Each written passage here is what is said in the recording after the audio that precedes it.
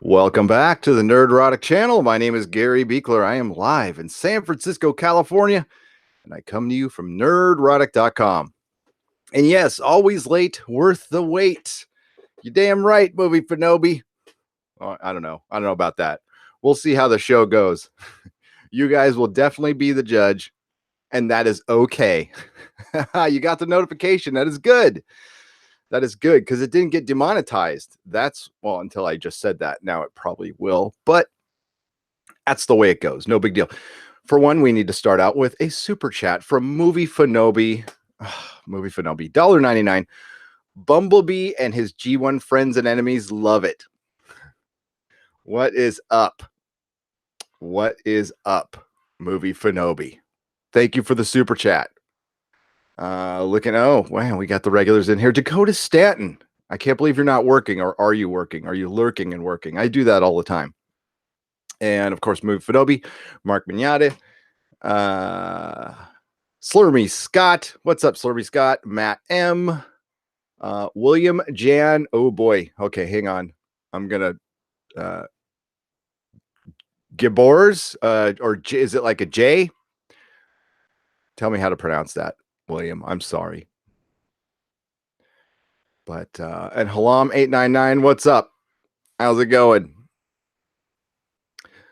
And Kenjack Ben, pumpkins for everyone.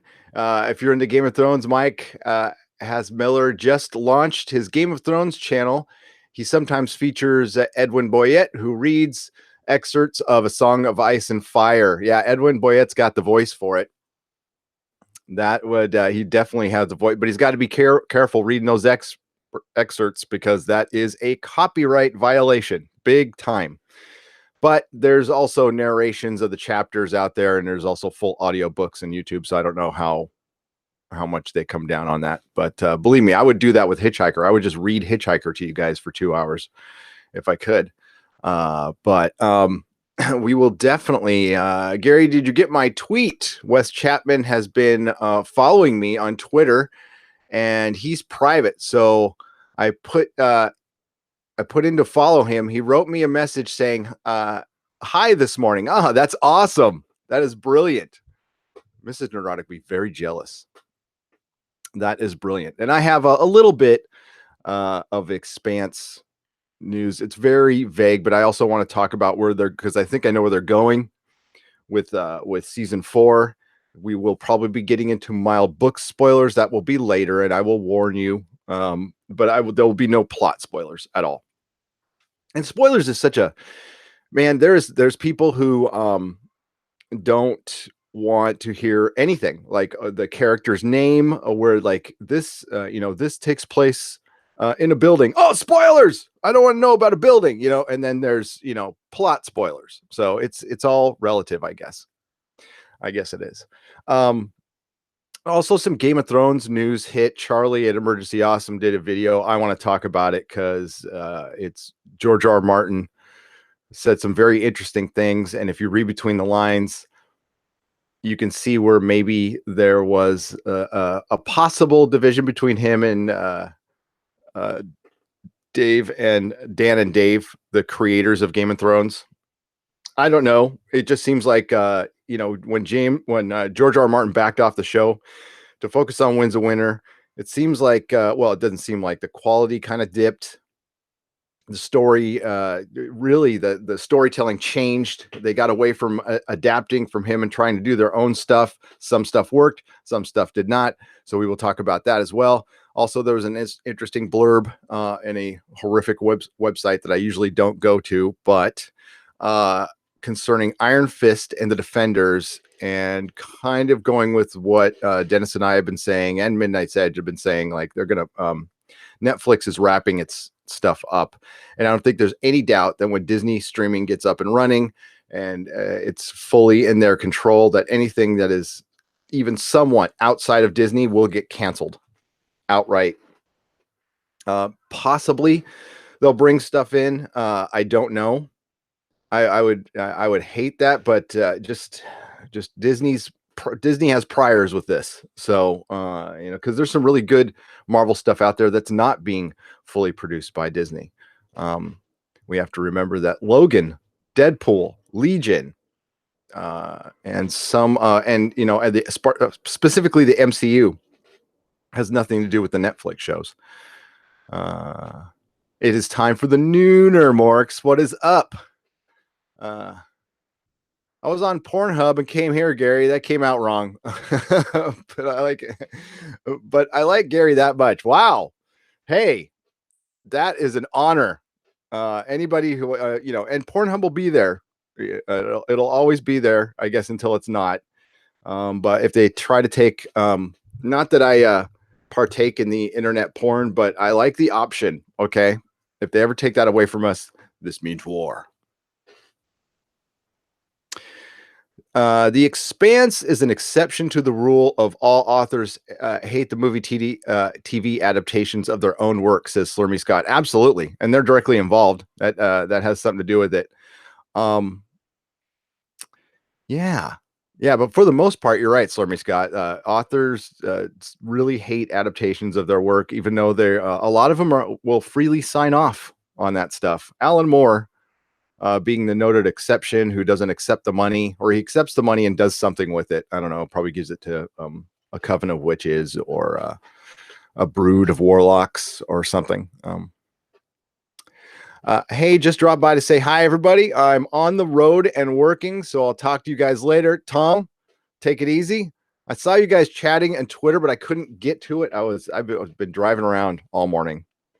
Mrs. Nerdrotic is doing a pop-up shop in Palo Alto, and I have to take Junior to school and back, and that means I have to help him with his Common Core math homework, which basically I know nothing about. I'm stumped on that. Even the Dune author hated Dune in 84. Saquist I don't think he was alive. Was he alive back then? I can't remember. 84 was a great year, though, Saquist. Oh, my God. That was a good year. I was in 8th grade. I was a basketball star. Yes, I was on a basketball team. We were undefeated. And then I got our asses handed to us in the tournament. But it was a good year. Had fun. Saw Oingo Boingo that year. No one knows Common Core math, Gary. Don't feel bad. I don't. It's kind of like in The Incredibles too. Math is math. How do you change math? Herbert died in 86. Thank you, Mako. So he was alive. Did he hate? Well, I mean, I think a lot of people hated that movie. I kind of like it. I love the soundtrack. Yeah, I like it. Back then, the reason I saw it is because I was a giant Police fan. I love the Police, love Sting. I don't like his poppy stuff post the Police, but I love Sting, love the Police, love Stewart Copeland. One of my favorite soundtracks is To Rumblefish. He did a song with Stan Ridgway on that album from Wall of Voodoo, Don't Box Me In. And it's a very percussive soundtrack, and it's amazing. It's amazing. I love it. I love Rumblefish. Rumblefish is an underrated, like, really fucking cool movie. Visually stunning. Yeah. Big fan of The Outsiders, and yeah. Love those S.E. Hinton books were big time when we were in junior high. That and Stephen King. That's right. Patrick Stewart was in the Dune movie. That's right. Stewart Copeland scored the pilot for Babylon 5. I did not know that, Lane Bachelor. Thank you. Where is Stewart? What's he been doing? Last time I saw him was when the Police reunited, which was freaking awesome. My God, that was so good. So good. I mean, that one of the perfect bands, one of the greatest bands of all time, one of the perfect bands, knew when to get in, get out, did their albums, left on a high note. They did reunite once way later, and they sounded amazing. Is he related to Aaron Copland? Maybe, Saquist. Possibly. Their father God, I don't know if he was telling the truth, but Stewart Copeland used to say that his dad was like a secret agent or something like that, a CIA. I can't remember, but I think he might have been bullshitting. I can't remember. I'm talking about reading from an article in a Rolling Stone like 30 years ago. I've done a lot of drugs and slept since then. So, Game of Thrones rushed ending. You did not miss it. You did not miss my hello, by the way. Hello, Shaital 100. I will give my thoughts on Game of Thrones. Out of all the things we cover on this channel, what really inspired me to do this stuff, and was technically the first show we recapped, although nobody watched it, and I was fine because they're pretty bad. And they're also recorded and filled with stuff that gave me copyright strikes, and I was kind of working things out at the time. Was Game of Thrones. I love Game of Thrones. I love Song of Ice and Fire. I love George R. R. Martin as an author. Read the books multiple times, and yeah, I'm some of the first YouTube channels I subscribed to were all Game of Thrones theories, Preston Jacobs and his wacky theories, which are pretty funny. So, yeah, with Game of Thrones, it troubles me to say this. It sucks to say this. I hate saying this because I am like such a huge mega fan of the show. I loved it from the first minute it had me in. I had not read the books prior to that. I had watched the first season and then bought all the books, and Dance with Dragons came out that summer. Read them all over that summer and just dived in completely at the deep end, and showered myself in Game of Thrones and got into the lore, read as much of it as I could, reread it, went on Reddit, a part of the Free Folk Reddit, and was just been a huge fan. But the quality of the show has dipped. Now, there are some out there who said it dipped from season 5. I'm not one of those. I actually, those of us who read the books kind of know what they were doing in season 5. It was at post season 5 when they really started getting away from the books, getting away from the adaptation. That's when George R. R. Martin backed off to focus on Winds of Winter, which, by all accounts, it looks like we are going to get it next year. It looks like that's the deal. Probably late next year, we're going to actually get that book. What really sucks is he took out the battle chapters from A Dance with Dragons to put into Winds of Winter. So a lot of this book has been written. He's read a lot of the chapters, and honestly, the Forsaken chapter that he's read out there, I don't know if you guys have read that one.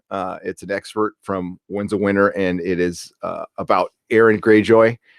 Holy shit. That is probably the best chapter of Game of Thrones in the entire book series. That is fucked up. Crow's Eyes, he's a Johnny come lately villain who just turned into pretty much the best villain in books. He's brilliantly bad. Everybody loves a good bad pirate, I guess, but I digress. So there was some kind of red carpet event, or maybe the Emmys. I think it was the Emmys, and Game of Thrones won a bunch of Emmys. And they were talking to George R. R. Martin, and the Variety was talking to him, and he said that it could have gone on longer. We could have gone on 10, 11, 12, 13 seasons. I was totally down with that. And I remember seeing tons of articles just 3 years ago saying that Game of Thrones could easily go 10 seasons, and they're talking about redoing the actors' deals, and everybody seemed to be on board at the time. Then George penned that letter on his Not a Blog and said the Winds of Winter wasn't coming out. Everybody was expecting it prior to season 6. It didn't happen. And he said it would probably be like a year. It's been 2.5 since then. And Game of Thrones kind of went off the rails. All of a sudden, after that, we heard it's going to definitely be 8 seasons. Now, from the beginning, Dan and Dave have said they only want to do 70 hours of television. I definitely mentioned that. But after season 5, you could tell there was no way in hell they were able to do that. So what they did was they split season 7. They were getting a season 8. We're getting seasons a year, 2 years apart. We're getting less episodes now. The episodes are longer, but not that much longer. I heard they're going to be feature film length this time around, and the rumor is we are going to get it in April. So it's not that far away, folks. It's not that far away, but after last season, after season 7, whew, man, I was so bummed out. I wasn't even angry. It was bummed. It was just bummed. Tyrion, my favorite character, just got his only duty now is to relay information. He isn't really there to do anything. They possibly have him falling in love with Dany, which is kind of goes with the original draft. I don't know if you guys have ever read the original draft for Game of Thrones. It's out there on the internet, and it talks about a love triangle between Jon Snow, Tyrion, and Arya, which, you know, and again, this rough draft is nothing what the book turned out to be. But yeah, Tyrion being put in the background, the time traveling thing, that bothers me the absolute most. Littlefinger's death was the worst. I mean, he had it coming, and we all wanted him to die, but he deserved a much better death than that. There's no way he would be that dumb. You don't set up a character that clever for that long and then just being an idiot towards the end. And you know, and if you want to subvert expectations, that's fine, but that's still something you have to build up to. And they just you know, dispatched him. That's what it felt like. It's like, okay, we got rid of him, and it just felt cookie cutter, paint by numbers. Let's get Dany and Jon. The development of their relationship needed 2 seasons. I'm sorry, it needed 2 full seasons. Maybe half of a first season of them absolutely hating each other, and then building up. You know how sometimes, you know, like a girl or guy you have a crush on, it starts out like adversarial, and then it turns out it's like, I hate you, let's make out. Okay, that's kind of what it should have developed to something, and it didn't. And Jon bending the knee that easily was, whoa, what? Oh, and that takes away from the kick-ass shit with the freaking dragons and the zombie and the ice, the walkers, and fuck, it was, those battle scenes are badass. The quality is so high. And Hardhome is my favorite episode. I fucking love that episode. And I like some stuff from season 7. I definitely did.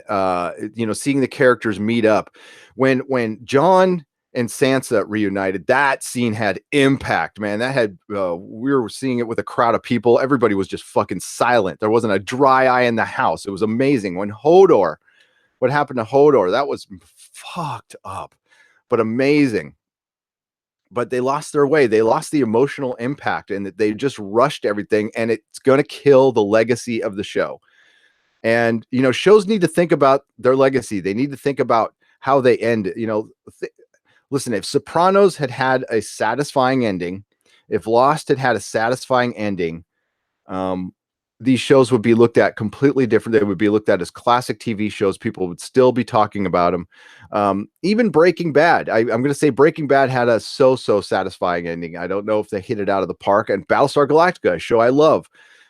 Divisive ending. A lot of people were not happy with it. I was totally fine with it, but I will admit that a lot of people were not happy with it. You want to sell these shows in the future. You want to package them up and have people buy them till the end of time. And I think the creators, Dan and Dave, and some of the actors really get caught up in this. It's like nobody learns from anything in Hollywood. It's like, I hope they're all enjoying the moment, enjoying their time right now, because you will never, ever be as famous as you are now. If you're a cast member of Game of Thrones, if you're a crew member on Game of Thrones, you're never going to have this much budget thrown at you. The catering's the best it'll ever be. Your treatment is the best it'll ever be. There's how many times do we hear actors like they wanted to rush out of a role, like David Duchovny wanted to rush out of a role, and yeah, he had a pretty decent career afterwards, but he was never as big as he was when he was Fox fucking Mulder. All right. And there are actors who just love the craft of acting and could be on the stage the rest of their lives and be cool. But there's also the ones that want to be the top of their profession. And right now you're at the top. And while a lot of these actors want to break away from Game of Thrones to get film roles, those film roles are going to dry up the minute you're away from Game of Thrones. And I'm saying some really obvious shit here, but it seems like it doesn't get through to people. What I'm saying is Game of Thrones could have gone on. They didn't need to go big mega battle at the end. If they would have just done 10 episode seasons, dialed back some stuff, still give us dragon shit, but have more meaningful reunions, give Arya a lot more training. She got bogged down because the creators of the show did not know where George was going on that one at all. I mean, at all. She wasn't training to be Batman. Okay, it's Arya's is a tale, as a tragic tale, and her, I can't see, and Arya's not going to have a happy ending. All right, she is something innocent, totally destroyed. That's what she is, and yeah, that's part of the great realism and grounding of this fantasy series. Is it does I'm going on a quest to get this thing and save the princess. No, it's the princess is avenging her father, and she becomes a cold-blooded fucking killer and probably as bad as her enemies. The whole thing with the Walder, when she cuts, when she's wearing the faces and stuff, the build up to that was just like all of a sudden she just has these superpowers and can wear the faces. Like, we never, give us a little bit more on what's the magic behind that. Is it magic or is it just illusion? What is it? I don't know. And is Jake and Hagar, is he gone? Did they just dispatch her? He's not going to just let her take off with, they're if in the book they really explain, it's a gift. Okay, so when you don't just randomly go kill. You're not a blind assassin. It is the gift of death, and there you have to exchange something. So yeah, it didn't go into that in the book. I know this is a long rant. I'm sorry, but this is I'm very passionate about this. It sucks, and I don't think there's anything they can do to rally from last season. I think they could stop the bleeding and make it enjoyable and give us a pretty satisfying ending. I think I'm saying the damage has kind of been done with the time travel and characters like Varys, Littlefinger, Tyrion. That's what people were interested in the show. The dragons is the candy, is the little shiny lights that distracts everybody. But the real interesting things in the show were Cersei, the betrayal, Jaime, Varys, who just got pushed to the side, Tyrion, who got pushed to the side, Littlefinger got dispatched horribly. That's what made the show.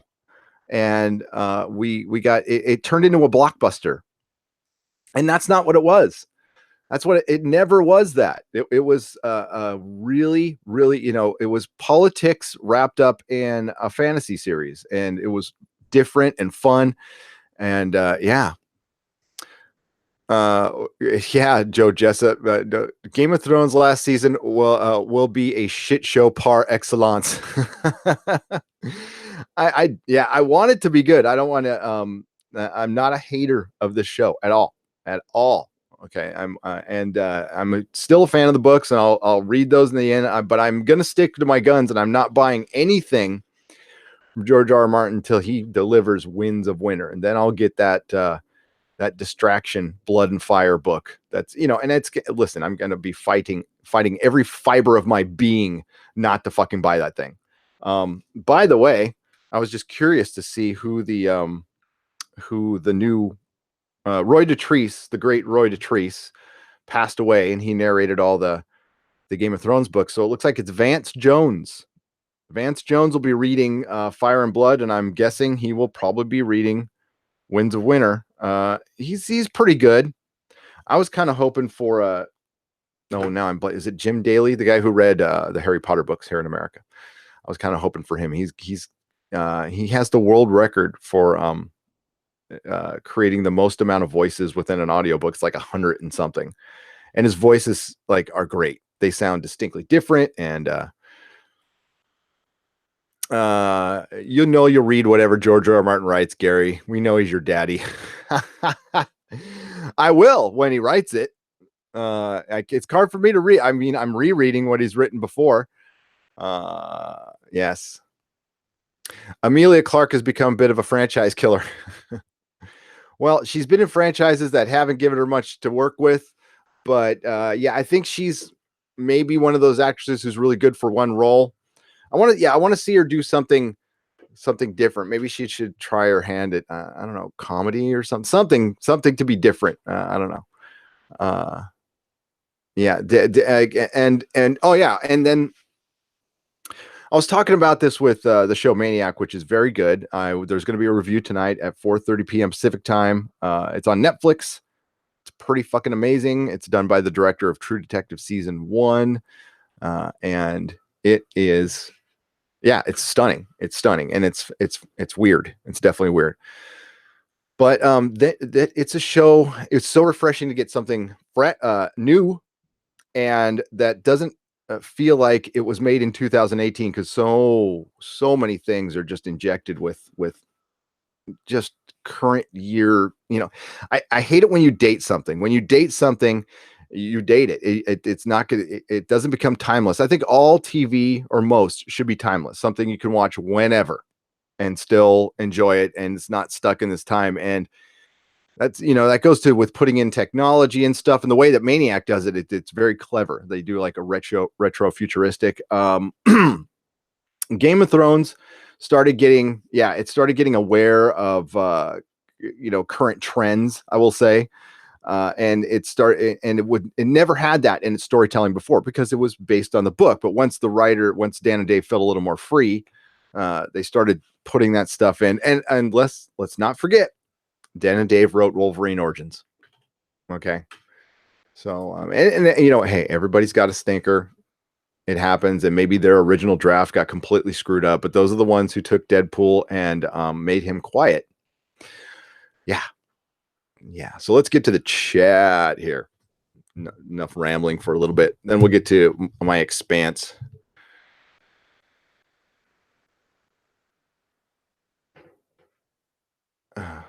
Yup, hate sex. The DJD show. Who hates sex? That sucks. Okay.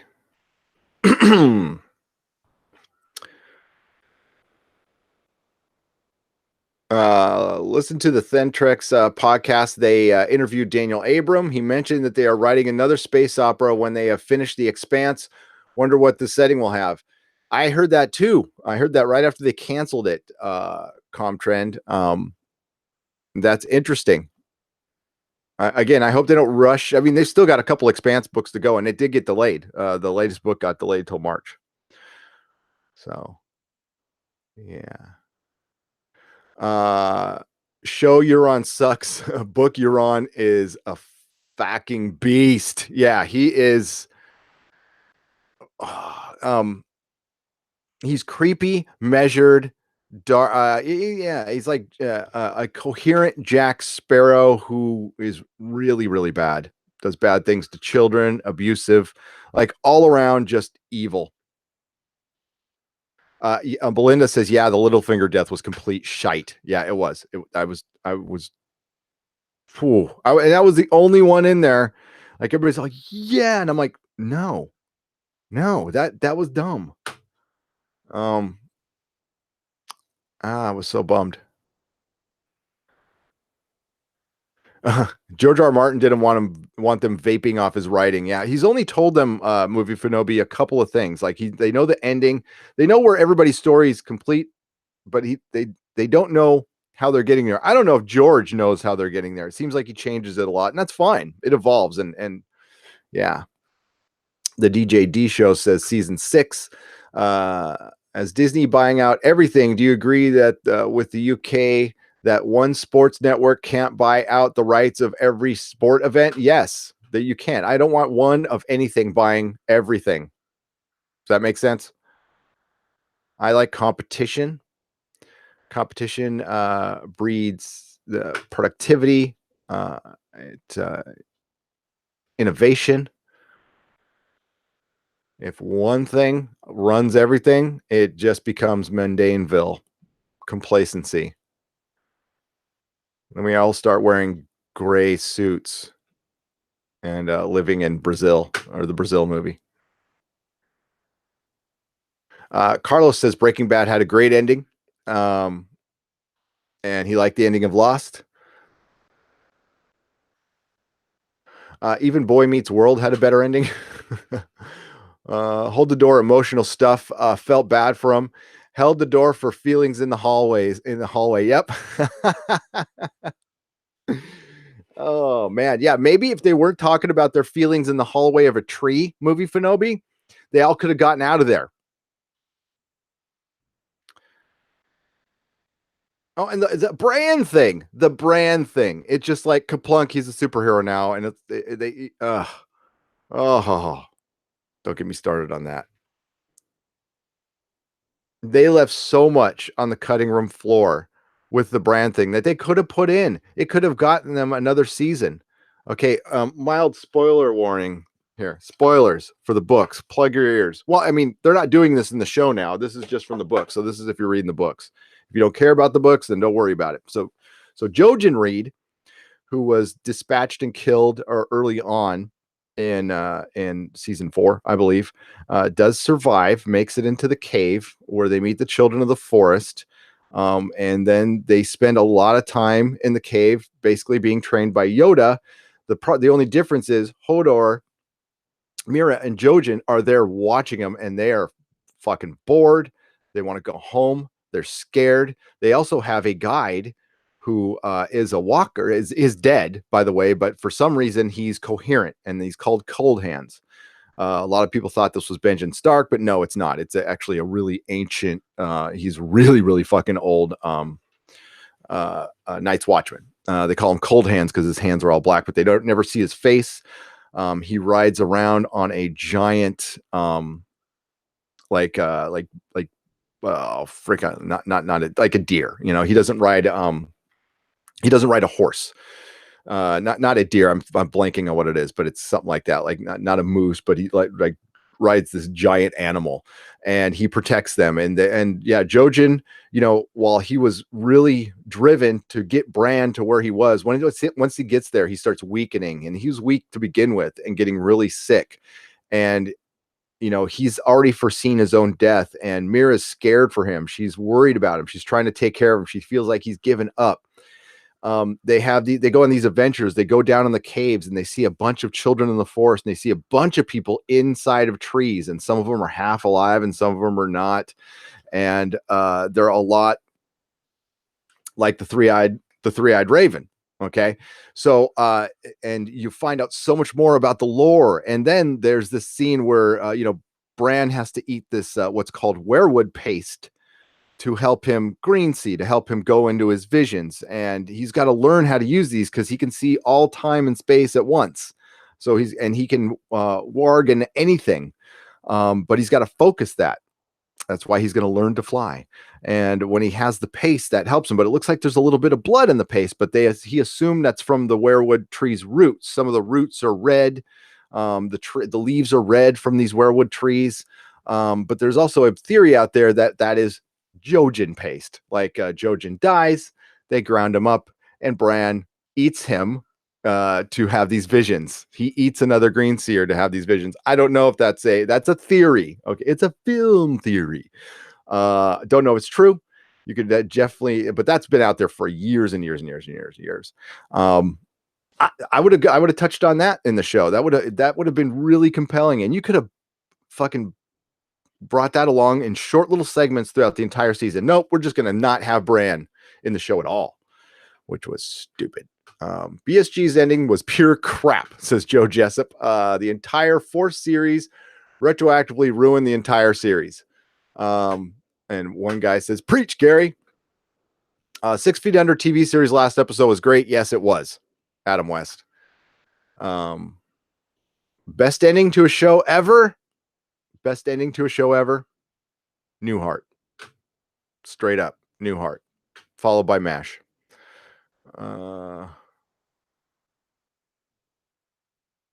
I think 13 seasons would have been a bitch for the child actors, but they would have all grown up, and they were thinking about doing a time jump, and I think that would have been better.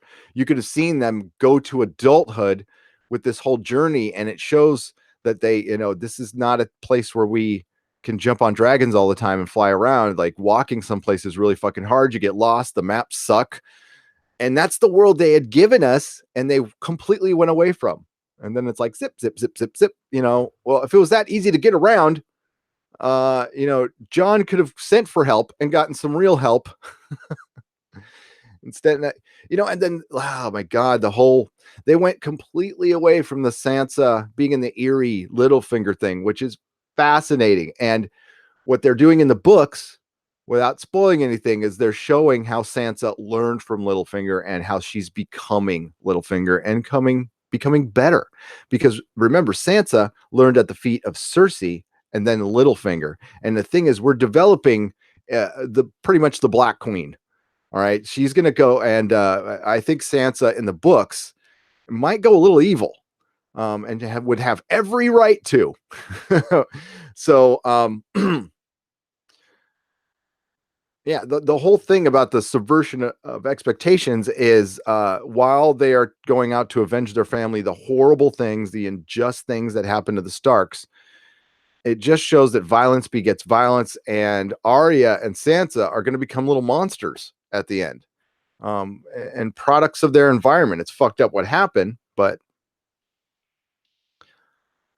the thing, that's why Daenerys is special, and she's been through hell, but so far she's been pretty good. She's been pretty Jesus-like. But there's always that thing in the background, like, is she going to become the real Dragon Queen? The Mad King's daughter. And John has been he's been like his dad. He's been too fucking innocent. So the books, we're going to see John become a badass, and but we're not going to see that in the show. Unfortunately, we're not going to see that in the show. I mean, he's become a badass, yes, but not in the way in the books. The books, and that's of course the advantage of the book. So that happened to me after the Red Wedding. I didn't want to watch it anymore. Different seasons, but my reason was emotional manipulation. Jack Ben, yeah, that's what TV shows are, though. I mean, they are emotional. It's I completely love the Red Wedding. It floored me when I read it. I could not fucking believe it. But again, they went away from something from the books that makes it way more interesting. Lady Stoneheart. Not doing Lady Stoneheart was a huge mistake. Giant mistake. For one, I think that leads into I'm going away from this, but I thought it would lead into her reconnecting with John, because what they kind of dabbled in on the show, but they never and they really get into in the books is Catelyn treated John like shit. She was horrible to him. She was utterly horrible to him, and died being horrible to him. And this might be a way for them to, I don't know, for some redemption there. Catelyn, that's what was great about Catelyn. She was not a perfect character. She fucked up a lot. And so did the Starks. The Starks never could learn to play the Game of Thrones, and that was their problem. I mean, we love the Starks. It's fucked up what happened to the Starks, but Ned was a bit of an idiot. I love Ned. I do. I love Sean Bean. Man. And people tried to tell him. They tried to tell him. He wouldn't listen. Honor. Let's get back to the chat here. Enough of my babbling. Apple Crow. Littlefinger's plan was to smirk until someone killed him. That's kind of what it was. The Wolverine video game based on the movie is so faithful to the source material, the character, that it overshadows the movie it's based on. My kid played that game. I didn't. That's funny. Disney has actually been losing pretty badly with ESPN, says Graham Strauss. Yes. Is ESPN still a thing? Yeah, ESPN became unwatchable. I don't do the sports ball anymore anyway. Since my team moved out of San Diego, I just completely gave up on sports ball. Lane Bachelor says Breaking Bad could have ended at season 4 and it would have been okay. Doomcock said roughly the same thing. Lane Bachelor. Yes, I agree. I have yet to see it all the way through. I love Better Call Saul. I think it's a damn good show. Bran is Professor X now. Yes, literally. Bran looks 25 now. Yeah, he went through one hell of a growth spurt. Remember when he was little, Bran? Now he's just big. Yeah, that happens with your kids. I was looking at my kid the other day, and I'm like, what happened to that cute little baby? Now you're just like preteen, kind of smelly. Still love them. How is Mira going to survive against the Children of the Forest? Well, the Children of the Forest, Joe, are all dead now in the show, which completely sucks because they would have come in handy. There's very few of them left, but like before the big battle at the end, they killed the last giant and the Children of the Forest. I mean, that would have been cool to have the last of them come in at the end and fight the walkers. And then they have no time to set up the Night King. So the Night's King, which by the way, has not shown up in the book. That's not I don't think there will be one in the book, to be honest with you. I think it's going to be possibly a Night Queen or nothing. I think they're roughly right in the TV show, but we don't know yet. And they still need to build up what the motivation is, what this is. In the show, it's just a weapon that we couldn't turn off. Yeah, so it's like fantasy Skynet, basically. That's what the Night's King is. And honestly, I don't like the recasting. I know probably nobody. I mean, you guys notice, right? Like the guy who originally played the Night King in season 5 was the guy who played Joe Chill in Batman Begins, and he looked great. And then they recast the. I liked how he's kind of skinny, and the makeup looked better. I know I'm being a little overcritical there. Okay, I mean I could live with it, but thank you, Mako, for the plug. I do appreciate it. So. Yeah, I like Game of Thrones a lot. Of course, I'm going to watch. Of course. But that's where, the habitual buyer in me kicked in. I went and bought season 7. I'm like, and I asked myself, I even looked at the cashier at Best Buy. I'm like, I hate this and I'm buying it. What's wrong with me? And he's like, okay, dude, whatever. Overshare. Can I have your money? And I'm like, yeah. Let me tell you about my mother. No. And yeah, but I was questioning like, what the fuck was I doing? Newhart's ending was goddamn brilliant. Really underrated show. Fucking Bob Newhart is one of the funniest people who ever lived. The humor does not get drier. That is the driest humor. He is a drier fucking sheet of humor, but God, it was good. But it's old. It's old. I'm showing my age there. The worst ending of TV history, or the least satisfying, was Lost, according to Grady Boyles. Many will say that. I think it's split between that and The Sopranos. Have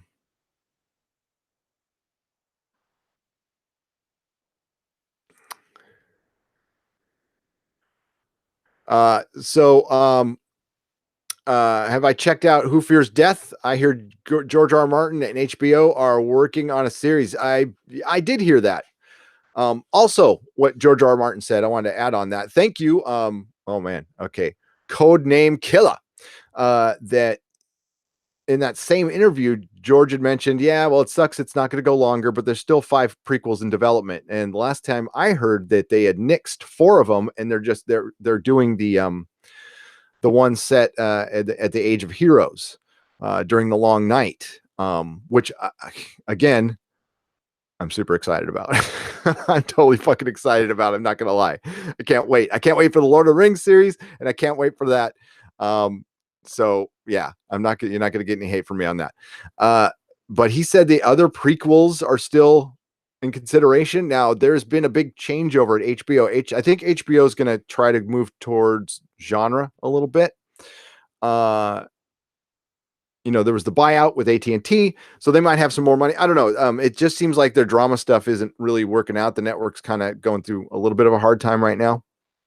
They do have some good shows. Of course, Silicon Valley is fucking amazing. But I don't watch their other, I don't do that adult drama stuff. Yeah, it's drammy. It makes me drowsy.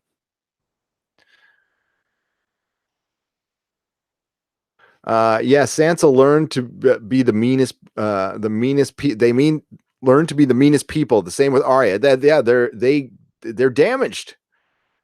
They're completely damaged. The Bald Mother of Dragons. Well, that was a great painting in the art of Game of Thrones when Daenerys emerges from the funeral pyre, and she's got her little dragons. Her hair actually burned off. I don't know how her hair survived in the show, but yeah. And what about Lady Stoneheart? Well, I mean, that's a major book spoiler. So if people are going to read the books, you got to dip out here real quick. 5, 4, 3, 2, 1. Lady Stoneheart is okay. Really, seriously, if you're still reading the books, this is a major spoiler alert. Okay, I don't think anybody doesn't know this though. Lady Stoneheart is Catelyn Stark, and you want to talk about going evil? Ooh. Yeah, they really get into the Gendry, the Brothers Without Banners. So many good stories to tell, and George is excellent at filling the world. With like each character, and like Tolkien could go a little long, and he names every fucking animal and sword and everything. George R. R. Martin likes to give background on almost every character he introduces within a sentence or two, but oh my god, there's so many great the best speech in all the books to me is the Broken Man one. Guys, look it up. If go look up the video, and it's it's a Septon talking about a broken man, about how a lot of people look at people who run from war or abandon their post or anything as cowards and traitors, and the Septon kind of comes at it with a way more empathetic and sympathetic speech, basically talking about how these lords go out to war and they call their bannermen, and these lesser bannermen or lesser bannermen of lesser bannermen go along, and these lords don't even know their names, and they go out to fight, and that lord dies, and all of a sudden they start fighting for another lord who was an ally of that lord, and like all of their friends die, and all of a sudden they're alone, they're penniless, they have no armor, their feet are messed up, and they break. They're like, I'm out of here. What am I doing this for? And they don't know what to do, and they usually become thieves. I'm sorry, thieves. And the Septon just talks about how you got to feel sorry for, you got to be afraid of these people because they're the most dangerous. They have nothing to lose, but you also have to feel sorry for them because this is not where they wanted to be. This is and it really explains the horrors of war within this fantasy novel, and it's just one of the best speeches ever. I love it. Absolutely love it. And George has, and the person saying this is a Septon, he's like a sub character. There's some of the best speeches are by like D-list, not even D, Z-list characters have some of the best speeches in it. Love Duncan Egg. Absolutely love Duncan Egg. Those are great stories. What's up, rough girl? Grady Bro says, fuck prequels. Oh my God, stop the insanity. Yeah, prequels and reboot. Can we please just put a moratorium on them for, I don't know, but they're going thousands of years, and it's going to have like zero to do. I mean, they're going to be Starks in it, but it's going to have zero to do with Daenerys and stuff. It'll just show the first long night, and maybe this will be our opportunity to get more background on the White Walkers and everything, and Children of the Forest. It'll be way more fantasy based.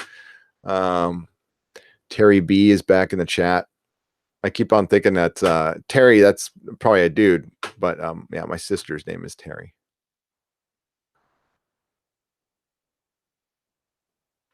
I see Terry B. I just think, because Gary B, Terry B, Lady Stoneheart did nothing wrong. I just love that little speech she has with Brian, and while she's holding Rob's crown, well, she doesn't say much. She's because she can't talk. Her throat got slit, so she's all.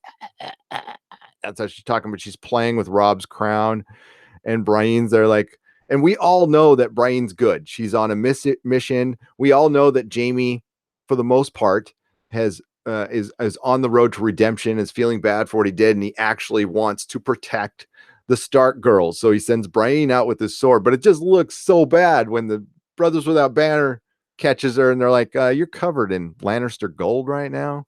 You got a proclamation from a Lannister king that we don't think is legit because we are still basically we started out as Robert's men, now we're nobody's men. We're here for the people."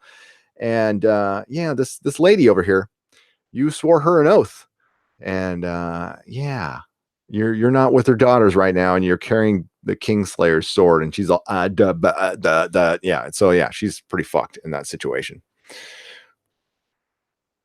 Fucking Brian, what a great character! What a goddamn great character! This big, innocent, semi buffoon, but the best fighter. Like this giant of a woman who's one of the best fighters. Uh, just a great character. Just a great character. I love Brian so much. Um, Always getting made fun of, like as ugly as hell. And yeah, and that's part of it, it's part of her charm, but she's like the most likable character in the goddamn series. Like you cannot help but like Brian. Um, and when I say buffoon, like she has an innocence, but like when it's time to throw down, she loses that and she turns into just like I mean, she's a knight. That's the thing is I want to see Brian get knighted, like legit knighted. And I love that Pod is her squire. It's hilarious. In the book, her hair burns off. Yes, it does. Well, the book is I mean just uglier. I mean that's what it is. It's dirty. It's uglier. Tyrion's missing half a face, not just his nose isn't scarred. He's missing a nose basically. Brian is like does look like she looks. You should see the drawings of how she looks in the books. That's how she's supposed to look. A bunch of people have dyed hair, like when they're over in the east, everybody's got dyed hair. Um, yeah, Dario Naharis looks like a peacock, basically. Um,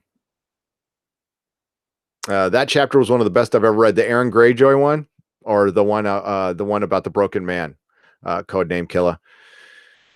Both of them are great. Both of them are great. Honestly, Worlds of Warcraft short cinema is the best fantasy storytelling on film right now. If they make a movie about Sourfang and Jaina, it'll be huge. I'd have to see him. I'd have to see him. I'm looking forward to The Witcher. I am totally looking, and I've not played the games. I've got the audiobook. It's okay. I'm going to give it some more time, but the concept of it and just the little game clips I've seen look badass. So I'm in for The Witcher.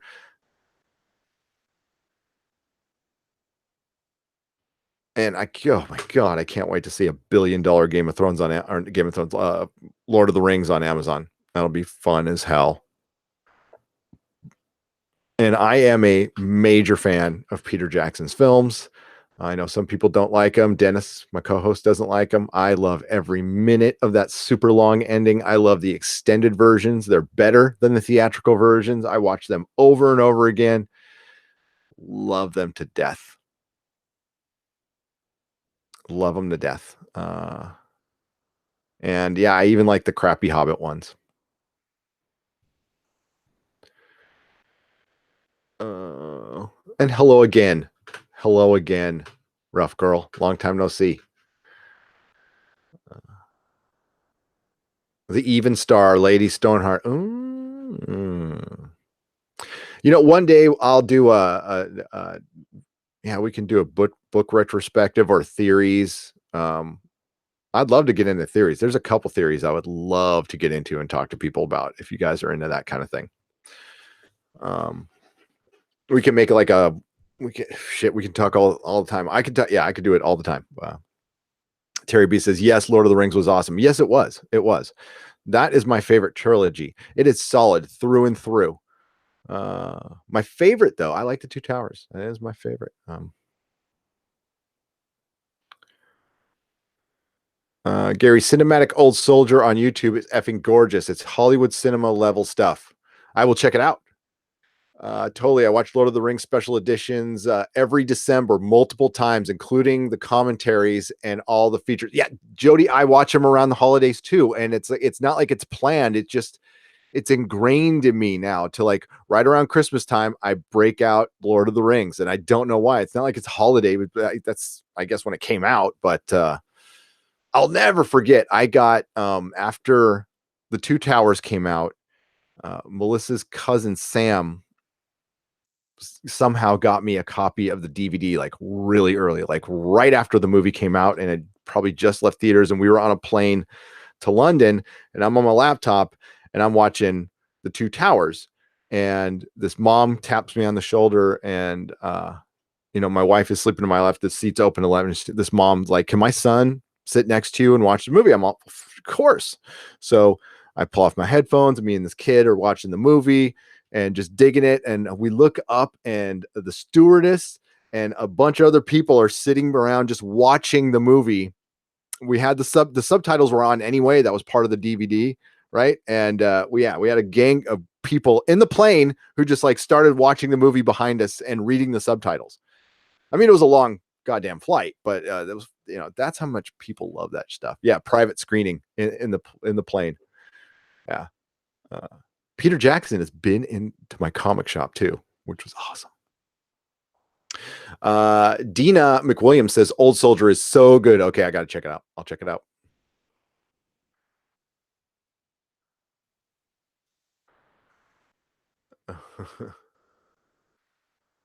Bro, that's a rabbit hole you don't want to go down. I've been down many rabbit holes. Codename Killer.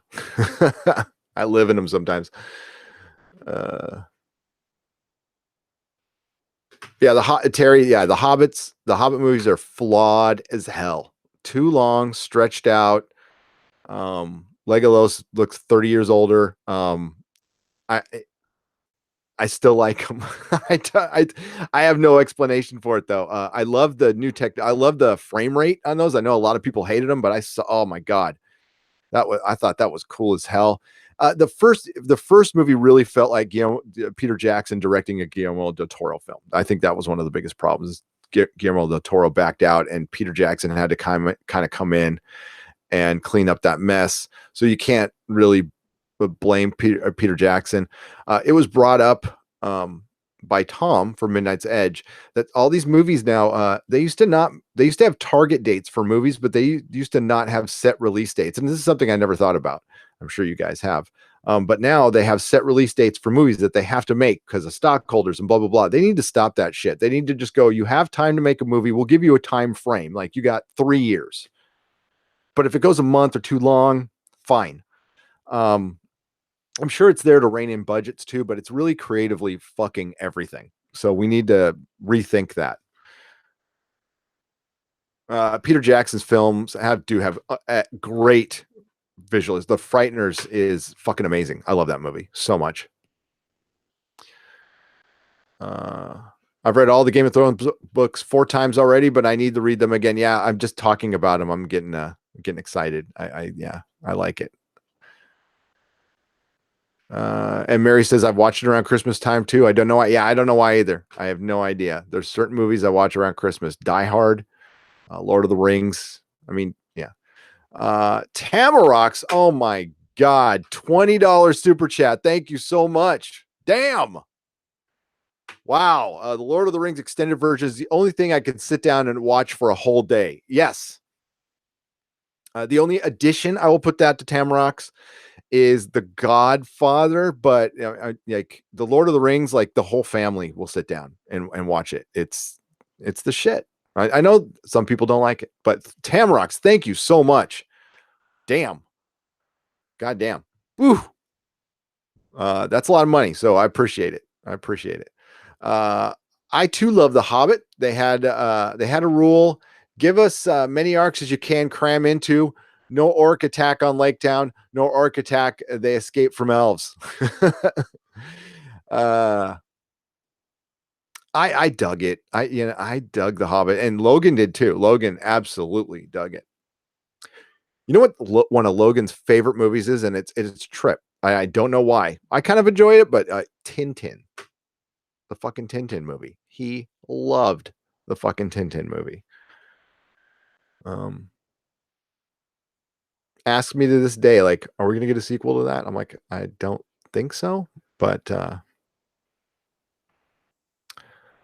they should have let Del Toro do the Hobbit movie. Also, splitting it into 2 and then 3 movies was silly.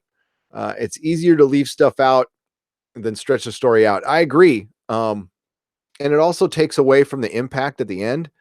Because I mean, it's got a really tragic ending. The Hobbit does. And I thought it took too long to get there. Yeah, they definitely could have, like, the spider stuff was cool. There was a lot of stuff they could have cut out. And they added in a bunch of elven stuff. That was all right. Stephanie B, what's up?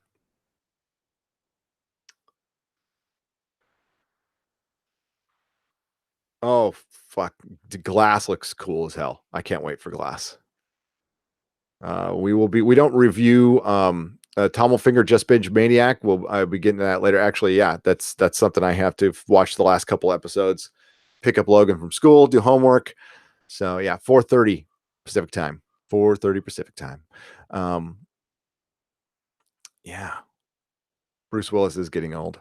He is. So am I. So my Sakura Blue, the deadly poke of Zorro. That name wins today. The Hobbit's high frame rate in 3D was amazing. Thank you. It looked like you were watching a live theater play with the actors in the same room as you. That alone made it worth it, even if the movie was subpar.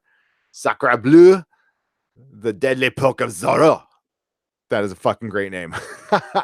I totally agree. And not every theater could show it in the true frame rate, right? So there was a bunch of theaters out there saying they could, but it was still like really dumbed down. In San Francisco, I was able to watch it in the big real IMAX thing, and holy shit, that was weird. It took a while to get used to, because didn't it look like miniatures? That was the weird thing, is it looked like you were watching a bunch of miniatures like perform a play in front of you. But it was, once you get used to it, it was cool as hell. Nobody else is doing it, which sucks. And that's a frame rate they're going to be using someday. I mean, they're going to have to do it. So 24 frames per second, as much as we love it, is going to go by the wayside someday. I'm sorry, I was reading. Philip A. Demick says, watching the making of Lord of the Rings, the screen, writers say that the original story breaks 5 rules of modern storytelling. Lord of the Rings is second only to the Bible in sales. Modern stores suck because of 5 rules. Yes. Fuck yes. People like Dennis and I, we've done our arguing over Lord of the Rings. I mean, he just doesn't like it. I like it. That's fine. Dennis isn't really into like dark fantasy, and that's cool. He's more of a horror genre guy. I would say he likes that first. That and like really dark comedy.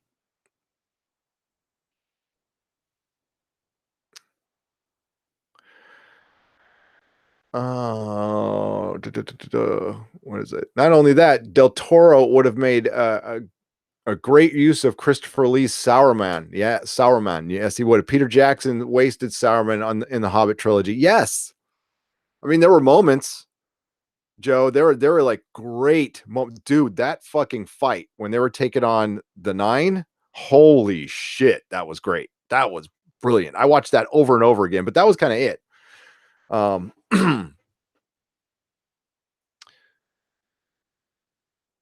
And I mean, like, yeah, I get suckered seeing Gandalf back. I fucking love Gandalf.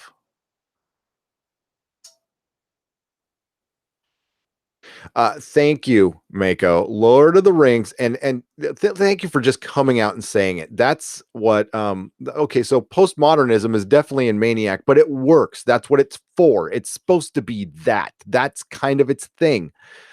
Postmodernism does not belong in Game of Thrones. Postmodernism does not belong in Star Wars. It doesn't belong in Star Trek. Okay, these are very simplistic stories that you can put um you could add a lot. You could add a lot of layers to a simple story. Okay, that's what I'm trying to say. And one of them is not, well, good is bad and down is up and nothing really matters and life is an illusion. So let's all die. I mean, it's like, fuck that. I want heroes. I want villains. I want a good story. I want a hero. I want a fucking hero. Doesn't matter who that hero is. I want to see, I love that journey. I love a good redemption story. And the heroes, yeah, they have to be better than us in the story. In the story. Can't stay, brother. On lunch. Much love. Stay real. Codename Killa, you too as well. Go back to doing what you are due. I appreciate what you're doing, and I appreciate you coming in and spending some time with us, man. See you soon. Have a good day.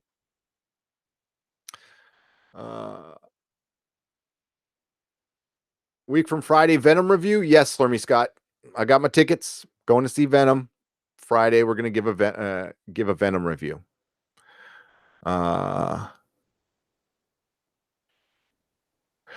Grady Brew as well. As an adaptation of the Hobbit book, yeah, it was fucking awful. But as an action movies, it was fine. And that's how I see it.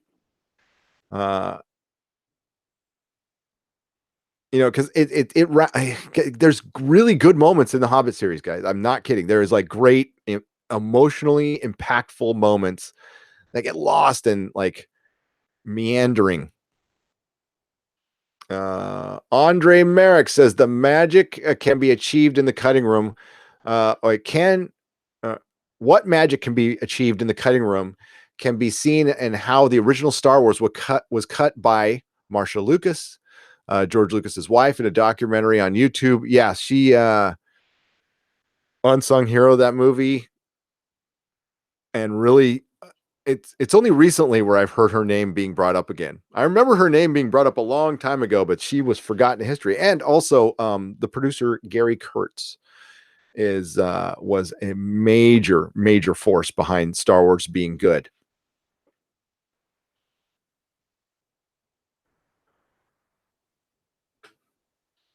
Jody says, I don't know, the high frame rate for me felt too real for fantasy story. I would have preferred it to feel more like a fantasy. Maybe I'm too old for that stuff. No, you're not. You're not. It's something that takes getting used to. I'm a bit of a nerd for that shit, so that's why I liked it. I thought it was fucking awesome, and I want to see more of it. But the technology was also really early. So, I mean, there's still work to be done. 60 frames per second is good for video games, but it's not for cinema, in my opinion, says Terry B.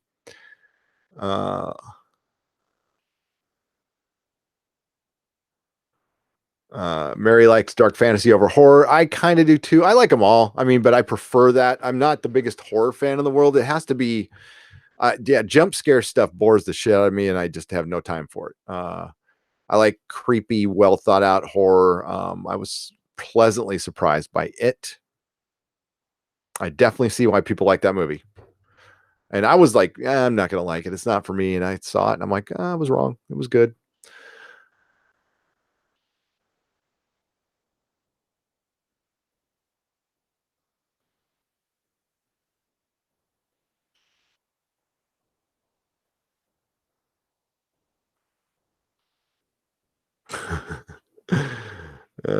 It's postmodern, sadly, says Bryce Douglas.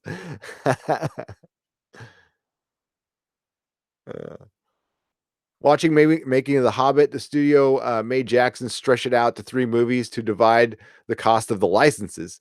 The woke elf princess idea was added by the studio, and the reason Del Toro left, says Philip A. Demick. Wow.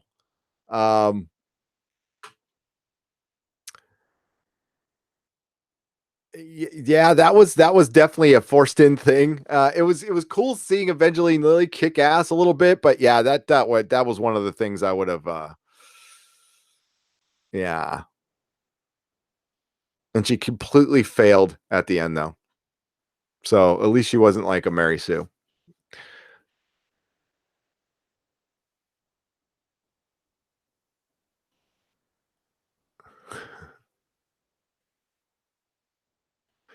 Sorry, reading.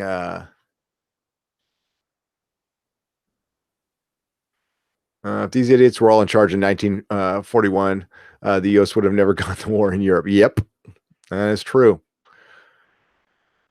I saw 1941. I was thinking of the movie Mako.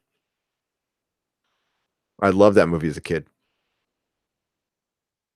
Tamrocks, I agree with you. Legion season 1 was great superhero horror, in my opinion. Absolutely.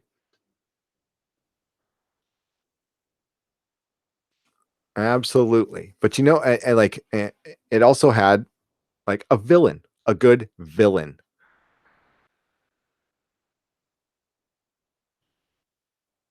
I always felt things like high frame rate and technological advances in cinema are tools. You choose the right tool to tell the right story you're telling. You're right. Sometimes you got to experiment and push boundaries, Jody. Sometimes it works and sometimes it doesn't. Um, I really enjoyed it though because I was a nerd. But again, it was jarring at first. I was like, whoa, and it's really hard to explain unless you saw it. I don't know how many people actually saw it. Jump Scare, the movie. That would be funny. That would be funny. All right, do a little more chat. I love the Dark Crystal. They're doing a sequel. Melissa, one of Melissa's clients, is working on it. We were supposed to interview her. I don't know what happened to that. So I love Dark Crystal. I'll fight anyone. You don't need to fight, Grady Bros. People love Dark Crystal. One of the best soundtracks. Trevor Jones soundtrack is one of the best soundtracks of all time. It's moving. That's how good that soundtrack is. All right, so to get to other stuff on the title, we've talked a lot about Game of Thrones and fantasy, which is great. So I can't wait for the Dark Crystal. I thought it was a sequel. Pen Farm Girl. That's what I was told. They might have changed it. I hope the fuck not. It's a fucking prequel. I mean, you can't really tell, but Legion's battle with the Shadow King was a great scene. It was fucking awesome. Huge Dark Crystal fan. Hope the new series does it justice. I hope so too. The right people are working on it, Viking bitch. I know they are. It's Henson Group, and yeah, it is. It is. Yeah, so hopefully I can get that interview going. I got to remind Melissa about that.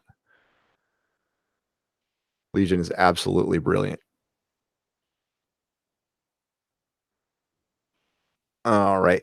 So, and quick, I mean, with the Expanse, we need to talk about the Expanse here before we get too long on one subject and I have to change the title, which I could do. Yeah, that scene between the Shadow King and David was fucking awesome and clever and a way to get around budget. And yeah, so Adam West says it's a prequel. Fuck prequels. I don't want to die without I don't want to die without seeing the Dark Crystal. Dark Crystal. You haven't seen the Dark Crystal? See the Dark Crystal. Stop what you're doing right now and see the Dark Crystal. Mako, Legion counterpart Maniac, the ABC of 2018. Yes. Yes. So the Expanse. So once in a while I get a little information and what's up, Beltalada? I can't talk about much on this. All right. It was told in total confidence. So no details. But I will also break out the spoiler paddle because there are going to be some I guess, again, I talked about in the beginning of this, what is a spoiler? Okay. A spoiler can be anything. It could be me mentioning a name of a character in the book that's going to be in a TV show and somebody goes, no, spoilers. Yeah, I can't do that, but I'm not going to tell you what's happening in the plot. All right. So I'm assuming that they're going to spend season 4 just covering book 4. Now they have in the past done split seasons for books. So like sometimes half a season will be the end of one book and then the beginning of another. I think they're going to spend all of season 4, correct me if I'm wrong, Belinda, on the 4th book. Okay. And let me get my little thing on this. And so it's a big change. This is going to be a big change, Expanse fans. So the Expanse is, I mean, there's been some outside shots. Okay. The problem is it's mostly been on ships. It's mostly been in studios, and they're still going to do that. You're still going to have ships, but this is the first one I think that is going to spend a lot of time outside. Okay, so and the fourth book, Cibola Burn. It's I don't know how much of there'll be probably a little bit of a time jump. All right, we saw the Rocinante going through the ring at the end of season 3. We also heard Holden doing a voiceover going, this civilization built the ring, but they're all gone. What happened to him? And as he's saying that, they show him going through the ring, and it's like him being, kind of taken out of water. But when he gets to the in-between part of the ring where his eye line passes where the ring barrier is, you see something kind of oh, that's cool. So book 4 will pull in some of book 5 and Bobby's backstory in Gods of Risk. Awesome. And that's what they've been doing, Belinda. The novellas, they did the Epstein Drive one. And I'm sure we're gonna see more of the Churn. They're gonna because there's some great backstories in these novellas that they need to pull in. So that's good. And they also, because Bobby's not really in Cibola Burn, and they need to have her in Cibola Burn. They can't not have her in Cibola Burn. My question is I can't pronounce the actress's name, Belinda, but Christian Avasarala. Yes, they show the magic bullet. You get a quick scene when Holden is going through there of possibly what killed that civilization. Now, do we know what it is? I have no idea. I've read all the books, and I can honestly say I have no fucking idea. I don't know if it's a living thing or if it's a proto molecule to the proto molecule. Don't know. There are some theories out there. I haven't read a ton though. I would love to hear yours, Belinda. Hello, Silver Spike. So Holden and the crew and Bobby, and hopefully, I think, unless they can find a way to transport Christian Avasarla out there, they're going to have to do some Earth stuff. They're going to have to, but the book is as far away from Earth as you can be. So they've gone through the ring. They end up on a planet. I'm not even going to tell you the planet's name because that's actually part of the story. But they end up on a planet, and this is why Sci-Fi could not have done season 4. Like for a second, there's location shooting. The effects are going to be like the effects budget would be twice as much. I would imagine. This is just me guessing. I actually don't know shit about it, but so inside sources saying we're going to get something like that on the planet, and I'm very excited. I think a lot of people are critical of this book, and I like it, and I am a proponent that if whittled down into a 10 episode season, we're getting 10 episodes, right? I don't think we're getting 13. I think we're getting 10. It's going to be really fucking good, and it's going to blow your mind. And we know that Tom Jane is coming back for season 4, so we are going to have Ghost Miller, proto buddy Miller. Belinda loves, yes, thank you. I love Cibola Burn too. It's got slow moments, they all do, but not much. It's got some cool new characters. So the Adolphus Mertry is like a legit bad guy and kind of a delicious bad guy. And they got to get to, I'm really 10 extended episodes. Fuck yeah. Oh, yes. That is awesome. Yeah, who needs to be constrained by an hour, right, Belinda? So Clancy Brown needs to play Mertry. I know that he's a little older than the Mertry character in the book. Don't care. Clancy Brown is badass. But I think that he would be perfect. And I saw him tweeting about the Expanse the other day. Maybe he's just a fan, and that's fine. But that's what, and I'm sure other people thought of that too.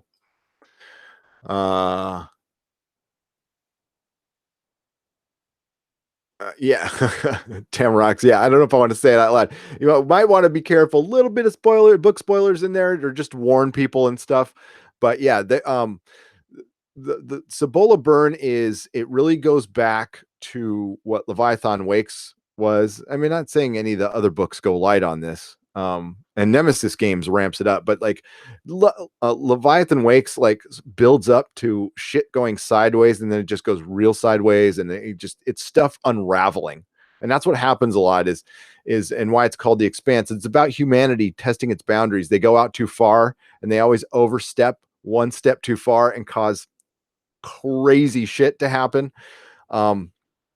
I will tell you that you will get some answers of the makers of the proto molecule. They don't. Will they answer everything? I don't know. It's up to you. It's kind of up to the viewer on that one. But you get answers. They're going to start really expanding the expanse. And this is just the beginning. Like I've said in all my recaps and everything leading up to this, like the expanse has been leading up to this moment. Everything. This was just everything that's happened up to this is just to get us to the bigger picture, which tells you this is fucking great storytelling. For basically an extended crazy prologue, it's been fucking amazing. So I can't wait. I can't wait to see this. Belinda, when do you think? I think it's going to premiere. I think it might premiere on time. Or close. Maybe summer. But chances are it could be fall. If they're filming, they're in pre-production. If they film like right now over the next couple months, I think they could get it out by late spring. Mako says fall 2019. I'm okay with that. Just don't delay too long. But they did change networks, so that is a thing, and that's understandable. That causes a delay. We're very patient fans. Plus, we're getting a book in March, so we're good. We're good. I'll be doing some more reviews later down the line. Late spring, early summer. Oh, that would be great. Oh, freaking 2019 is completely front loaded with crazy good TV shows. So, like later in the year, we're going to get Mr. Robot. I don't know if we're ever going to get a second season of Taboo. I'm kind of wondering now. It hasn't even gone into production yet. But of course, the Orville's coming back. Star Trek Discovery. We're getting a Twilight Zone show, but it's on CBS All Access. Doesn't that bum you out, Mecca? The Twilight Zone's going to be on CBS All Access. That sucks. What's up, Mecca? I saw you in there. But God, I really wish I could just dive in and talk about the books.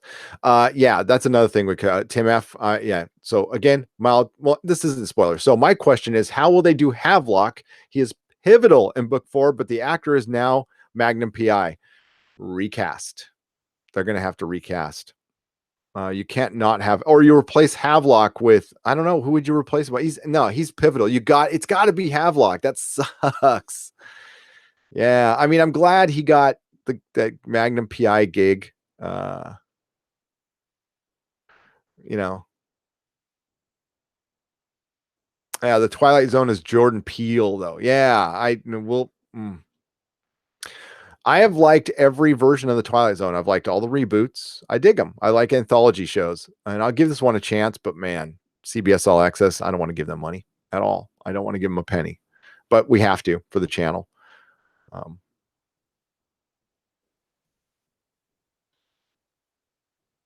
Mako says suggestions for Expanse fans to read while waiting for the next season: Culture series by Banks, Ringworld by Nevin, Children of Time by Chakowski, Dresden Files. Oh yeah, Dresden Files by Butcher. I second that one. For some Furban fantasy, I like that. Dresden Files is good stuff, and Butcher is like one of the coolest guys ever. He's a super nice guy. Yeah. Thank you, Mako. We love suggested reading here. We do. You have to say you give them money officially for legal reasons. That's all. Wink, wink. The Hunky Chunky Funky Monkey. What's up, dude? I accidentally gave CBS money. I bought Mork and Mindy on DVD. No regrets. No regrets at all. That reminds me, I still need to get my the weirdest shit pops into my head. Hunky Chunky Funky Monkey. I need to get my Migo Mork. I think I left it at the store, and I wish I didn't. It really needs to be on the wall behind me. I will be redecorating a little bit. It's too bad you guys. I did an OBS software test last night and did a little stream that I removed afterwards. We did a room tour. That part will be it'll go on it's on our Patreon. But I think it's public right now. So if you go to patreon.com/nerdrotic, you can see the live stream from last night. Yeah, it is available to the public. Actually, if one of my wrenches could put that link in, I would greatly appreciate it. And towards the end, if you want to fast forward towards the end, and yeah, so from here on out, I'll be using OBS software. I honestly don't know why. I'll probably use it later today. I don't know. I just out of habit, I did it out of this. I did it on Hangouts, and you might get production value. Oh my god. I want them to bring the churn into the show at some point. They are, Mary. They've been moving towards that since the beginning. Ooh, it would probably maybe some flashbacks. And I want to hear for everybody who's read Nemesis games, do you feel that could be done in one season? My feeling is no. I think they split that in two. You could definitely split it into two, and you end it where that bad thing happens, and then you start it in the aftermath of the bad thing happening. So yeah, that's what I think you should do with Nemesis games. This is going to be it's going to be a very different Expanse. So what my hope is, and I'm sure Amazon has always pubbed the Expanse better than Sci-Fi. I honestly think more people were aware of the Expanse when it hit Amazon after it aired on Sci-Fi than it actually being on Sci-Fi. And oh my God, Tamarocks. That is a lot of money, Tamarocks. Oh my God, thank you so much. I gave Doomcock money to buy a copy of STD just to destroy it on camera. You should do it too, Gary. Burn it with fire. Okay. I could burn it.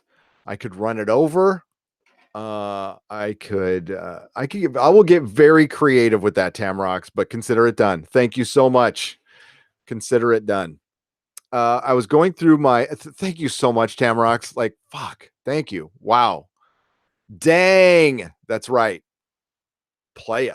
Yes, I will get creative with it, and it'll be done within a couple weeks. Okay.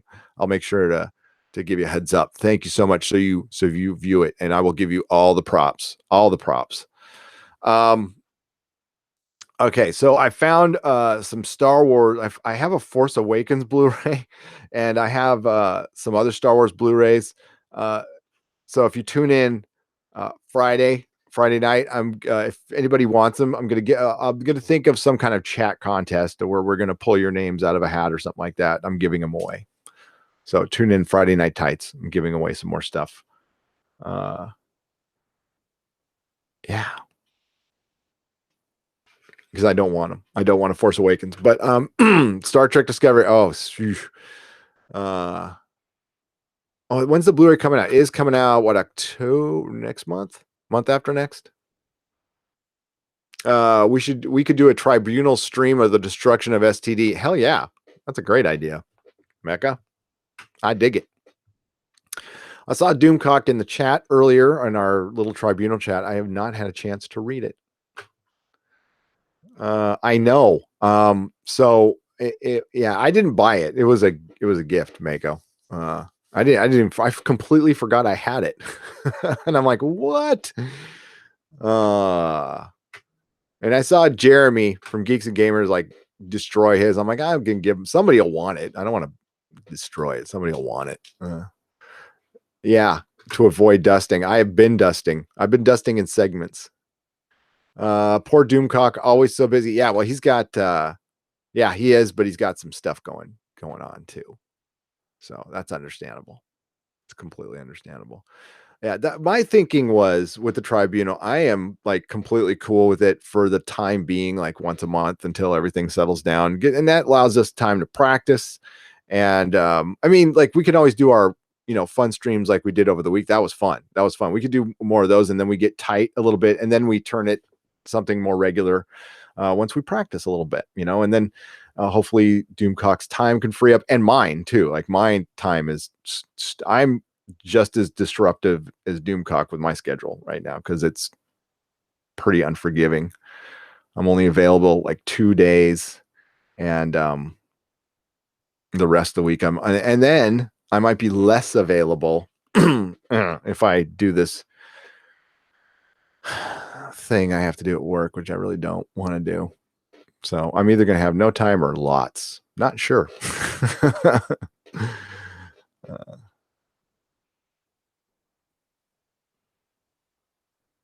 Yep. Tom and I are planning the horror podcast. We're going to be busy too. Yeah, you guys are totally busy. But we'll figure it out. We'll figure it out. I just, I haven't even got in there to talk to anybody yet. So, yeah, I'm down. I'm in whatever you guys want to do. I am completely cool with. Very flexible when it comes to that. Which Blu-ray Star Wars movies do I want to keep? None. Dynamo 7. I've seen all the movies multiple times. I don't need to see Star Wars anymore. I don't. I mean, I'm fine. Like I can honestly never watch it again. I'd be okay. I'm just, I want to see new stuff. So that's why I've got the original trilogy. I'll just give that away with The Force Awakens. Oh, sorry. Okay. Sorry, you're not bothering me, Mick. I've asked you before. What do you think of Doomsday Clock? Planning on buying it, but wanted your opinion. I enjoy it so far. Once you get past of the completely sacrilege going back to the Watchmen and bringing the Watchmen back, but it's been done. So I think the damage has been done. Once you get past that, I think it's pretty decent storytelling. That being said, I've met very few comics I didn't like, Mako. That's why when I say I don't like something, it's really that bad because I love comics. I just love them. So yeah, I would say buy it. Yeah. Don't like pay exorbitant price for it. Maybe wait for a trade if you're a collector. There's 2 covers of everything. Don't do that. You know that though. Yeah. But if you want to get it as a trade, I would say, yeah, pick it up. It's worth picking up and reading. It's really interesting seeing those characters interact, and Gary Frank's art is fucking just top notch.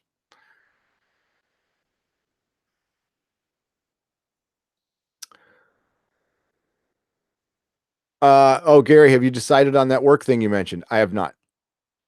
After this live stream, I have to make a phone call and say yes or no. If I say yes, the channel will suffer. Unfortunately, I won't have time to do as much stuff. I might even have to cut back on some show. I don't know.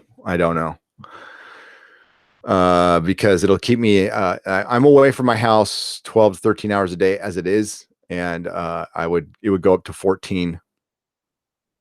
And there's certain things I can't cut out of my life to do. Yeah, so it's not a position I wanted to be in, but sometimes life presents you with stuff. I'll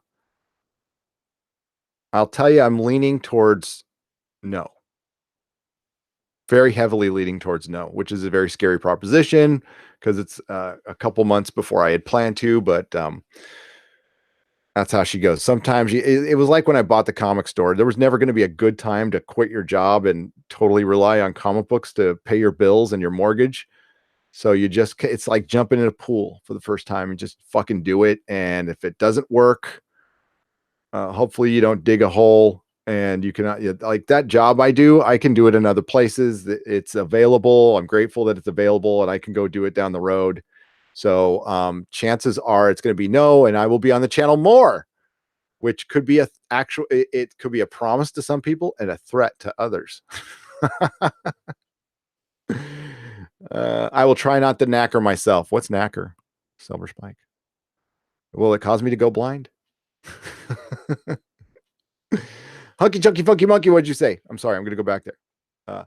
Hunky Chunky Funky Monkey says, Damn it, Gary. Every time I start thinking I can like you, you say something like, I don't need to see Star Wars anymore. What next? You don't like Air? Yeah. And when you start to like, is it still wavering? My condition, my love for you, hunky, chunky, funky monkey, is unconditional. Okay. Um, I'm kind of done watching Star Wars and I'm passing the gift off to somebody else to go watch it. It doesn't mean I hate the original trilogy. God, no. It's part of the reason I'm a freaking nerd. So let me show you something, Hunky. Were you at the Hunky Chunky Funky Monkey? Were you at the stream last night? Okay, I'm going to show you something from another slight room tour. This has got a story. This tells you how much I still love Star Wars. Okay. We're going to go look at this poster, right? It's got glary. I'm sorry. Hang on. Let's go over there. Can you guys see that poster right there? That's not the fucking best angle in the world. Let me go over there. There we go. So that Star Wars poster is one of my most prized possessions. It is the first poster that wasn't a movie poster commissioned by anything Star Wars, George Lucas, for the fan club. That is the Cantina band, if you can see it. It was painted by a friend of mine, Bill Selby. You can go to billselby.com or, yeah, it's William Selby or billselby.com, and you can see where he, oh my God. And so he painted that. It was my most prized possession. I still love it dearly. I will never get rid of it. So that shows I still have a love for Star Wars. There's not many of that left. He got paid like 10 grand to paint that back in the day. He sells the posters. I think some of them are available on eBay. He signed them. I think it's a couple $100. 3-Day Blinds for a little while had that as one of their blinds, their Star Wars blinds. He didn't get a penny for it. I fucking love Star Wars, but I also want to pass it on. So, yeah, it's not like I don't like it anymore, and I want it to be good. And if there's something new and good that comes along, I'll watch it for sure, no doubt. Like, Jon Favreau's Star Wars TV series has me intrigued. It does. That being said, Hunky Chunky Funky Monkey, the damage has been done, and I'm kind of in the apathetic stage of like I really don't want to bitch about it anymore. Like, I almost dare them to make a Rian Johnson trilogy and see what happens. Like, go for it, see what happens.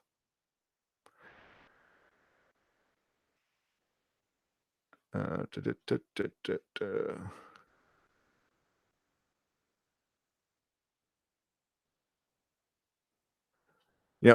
kind of like the 10th Doctor, and what was it? Doomsday, the two-parter where they introduced Torchwood. I can't remember. I'm blanking on the name of the episode now.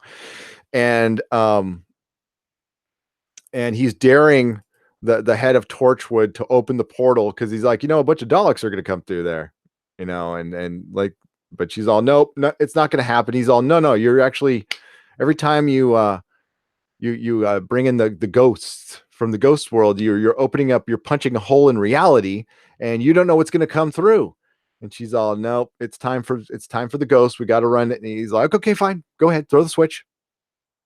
And she's all, what? And he's all, no, go ahead, go throw the switch. And it freaks her out enough to not throw the switch. That's where I'm at with Lucasfilm and the Rian Johnson trilogy. Do it. Throw the switch. Make it. Come on. Follow through on that one. Let's see it. I'm ready. About your work stuff, you really should take this opportunity to pitch the robo pooper scooper idea to Elon. Even if it's a flop, it'll make it'll make my whole better. Okay. Yeah. Yes. I got you, Philip Ademic. I think that's a good idea. And you could put a little Tesla battery in there. If you put a little Tesla battery in there and you solar power it, you could make it sponsored by Solar City, SpaceX, and Tesla. The problem is the city that needs it the most, Philip, is you would have to find a way to electrocute people who would try to steal it and sell it for drugs, because everyone would want one. And so you'd either have to put like some serious tracking on it, or my theory was just some Mad Max spikes and maybe some James Bond gas or something for everybody who touches it. They just get electrocuted. But the robot poop remover, if anything comes out of Maniac, that was a great fucking idea.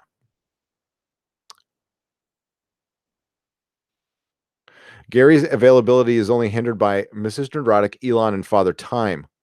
We love you and all your bitter glory, honestly, and support you on Patreon. Yes, you do. Yes, you do. Um, this might sound insane, and if it does, that's okay. That's okay. But I was even talking to my sponsor about this, and it's a great point. Jobs come and go. They do. It's not any small thing to say you have a job. A lot of people have a hard time looking for jobs and getting to jobs. So I don't want to sound like I'm not being grateful to that but jobs come and go.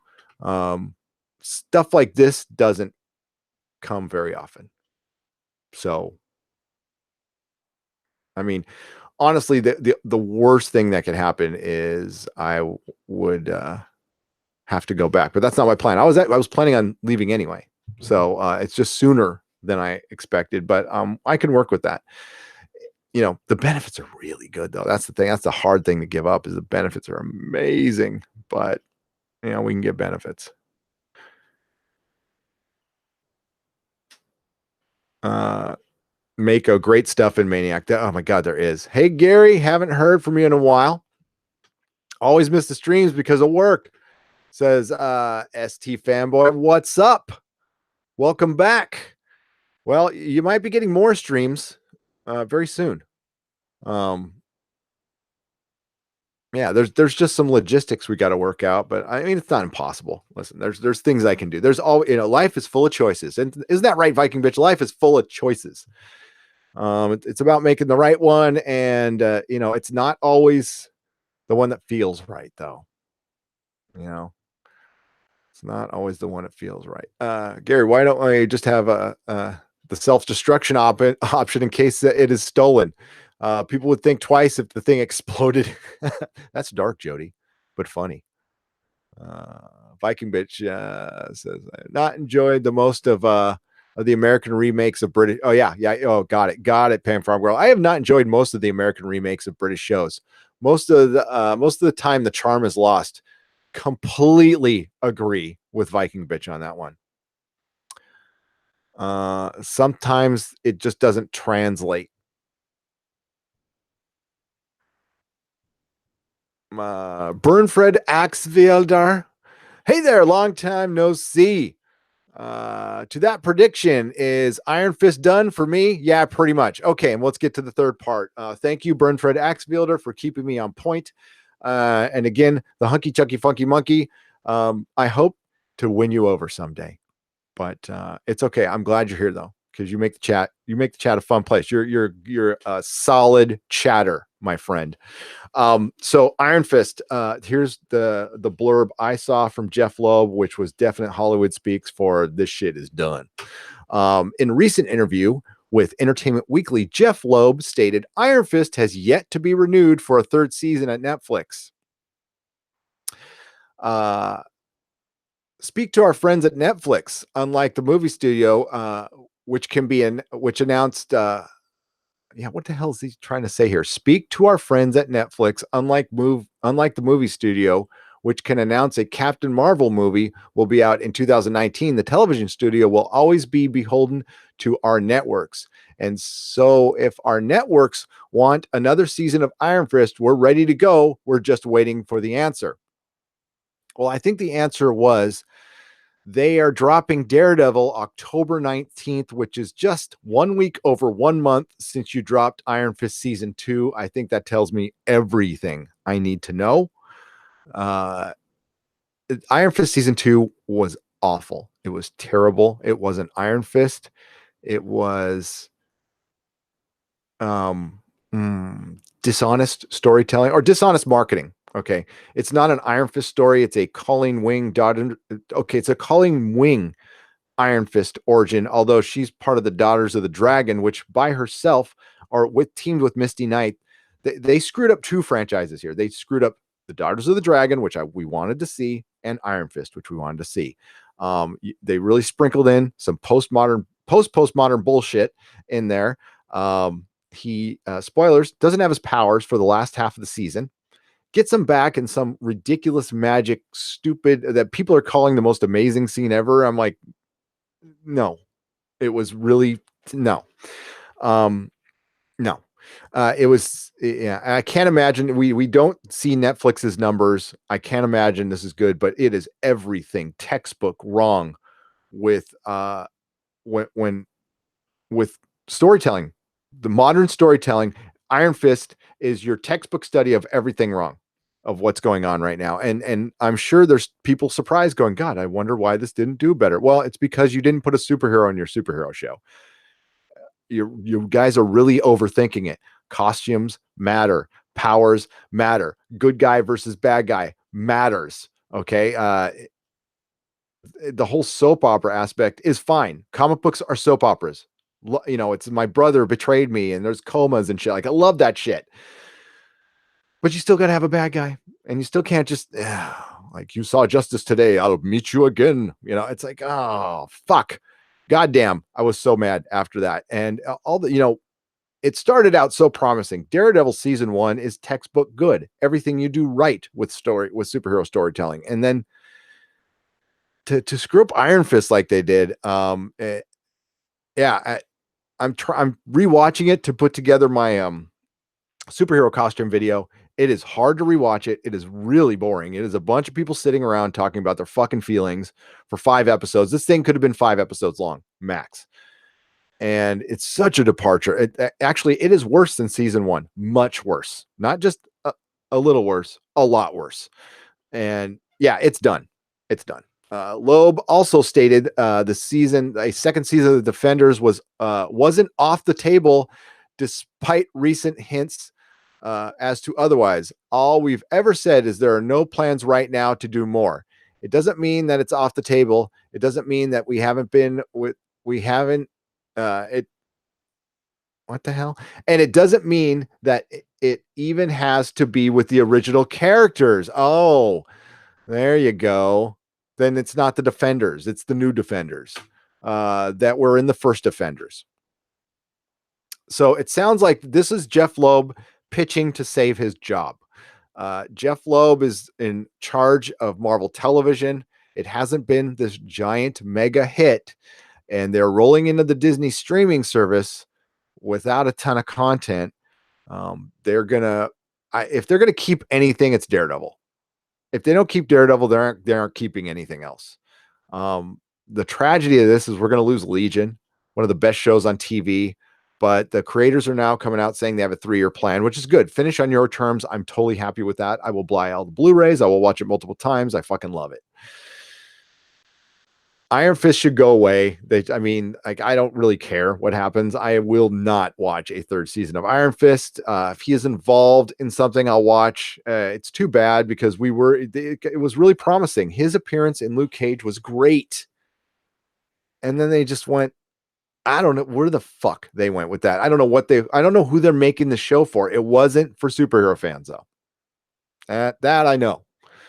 So too bad. So sad. Buy Iron Fist. The Netflix agreement ends in 2020 anyway. So that means they have a year and a half to produce something. Don't think it's going to happen. I really don't. And I don't think Disney wants it to happen. Now, the agreement might end in 2020, but if they put stuff into production before then, I think it's not like 2020, they got to halt production on everything. I don't imagine anyway. I think if they're still making stuff, they own it. So I don't know. We'll see. Am I a little worried about Daredevil season 3? A little bit. Yep. A little bit worried. Little bit. I don't want to be, but this is their flagship, and we got Vincent D'Onofrio come back, so I think it's going to be all right. I'm a little bummed he's not going to be in his costume for most of it, but again, I'm saving that for the costume video. That's going to be like the Nerdrotic manifesto. So let's get back to the chat. Whoa, the hunky chunky funky monkey $2, £2 super chat. Thanks, Gary. Psst. I do actually like you. I like you too, man. Thanks for the £2 super chat. I will use it wisely. Avocados. Thank you so much. And let's get back up here. I can't remember where I stopped off. I'm trying to. Holy shit! How far have you guys been talking up a storm? That's good.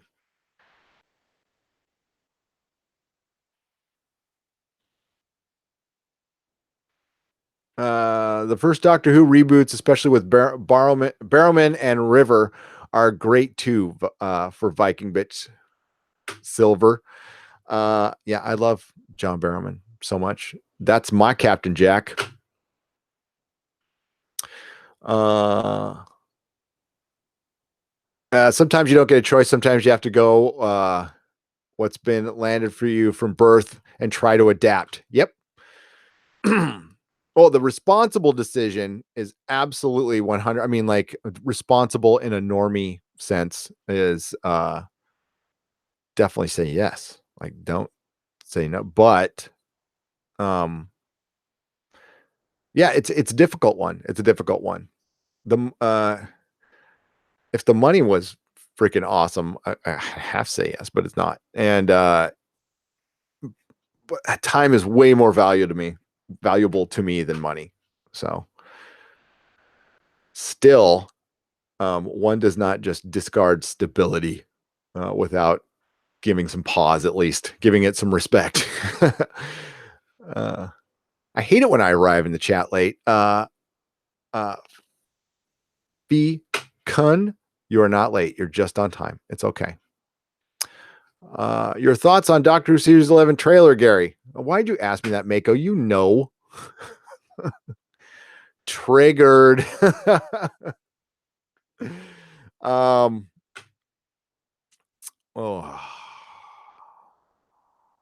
I'm gonna save those. That's gonna be a video on its own, Mako. I hope you all understand that when I come at something, I come at with there. Well, there's a lot of feels and thought into it, and no.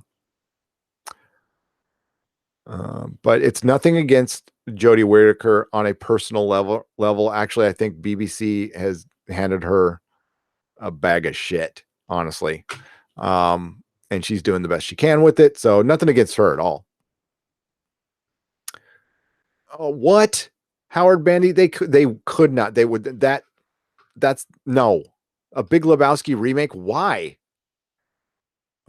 Why? It's not like you can improve on that. I mean, no. That's just dumb. That's like remaking Forrest Gump. Like, why would you do that? And I asked that question knowing that they'll remake fucking everything. And I still believe that Disney will remake the original trilogy by 2024 when Bob Iger runs for president. Yes, Tim F. Doctor was done. It is done for me. It is done. Oh, Mako, you know what's funny is there's an article I will show you that that goes right along with what you're saying there. Here we go. Star every morning. I hit Star Trek news on the Google. Okay. This popped up on my phone. I don't know. There it is right there. From the great comicbook.com. The Lords of Journalism. Woodward and Bernstein are their bitches. How Trek influenced Doctor Who season 11. And it's worse than that. Yeah, it's Star Trek Discovery that influenced Doctor Who season 11. And, you know, Star Trek influencing it is fine. That is fine. But going along to what Mako just said, that the Doctor Who Series 11 trailer gives me STD vibes. Even the visuals are like STD. Yep. And I think there's a reason. There it is. I don't want to get struck. So, yeah, I've heard 15 different things too, Mako. I've heard like it's going to go back to being educational, but it's going to be darker. And then it's going to be more fun. But then it's going to be a kid show and it's going to be darker. I'm like, what? They have no idea. So again, that's another video I'm working on.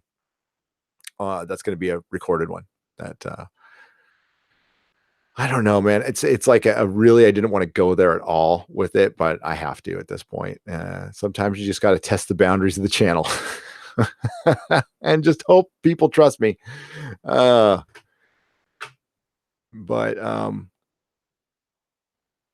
yeah, I don't. You redecorated. I don't like it. That's how I feel.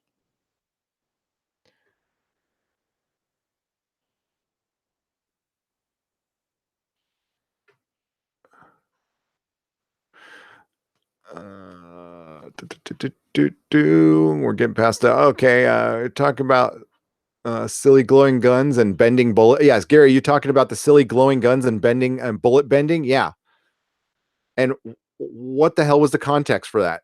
Like, he's on a mission, and all of a sudden he's got his powers back, and it's double your pleasure with double fist. What the hell? Um, and I'm supposed to be intrigued by that, and that's all Netflix has been doing. Aside from the Daredevil show, it's a big fucking tease. It's like, okay, you're kind of getting your superhero, and here comes his origin, and oh, not an origin. Danny Rand is not even full Iron Fist yet. We've had 2.5 seasons, half seasons being defenders. He is not Iron Fist. And now they're telling us that Colleen was always meant to be the Iron Fist. And Danny was just a messenger. He just carried the Iron Fist to Colleen Wing. That's what we watched 2 seasons for. What the entire fuck? And is there a good story in there? Yes. But the fact of the matter is, that's not where they were going with it. They tacked it on at the end. And that's why it's bullshit. And that's why we're calling fucking bullshit on you.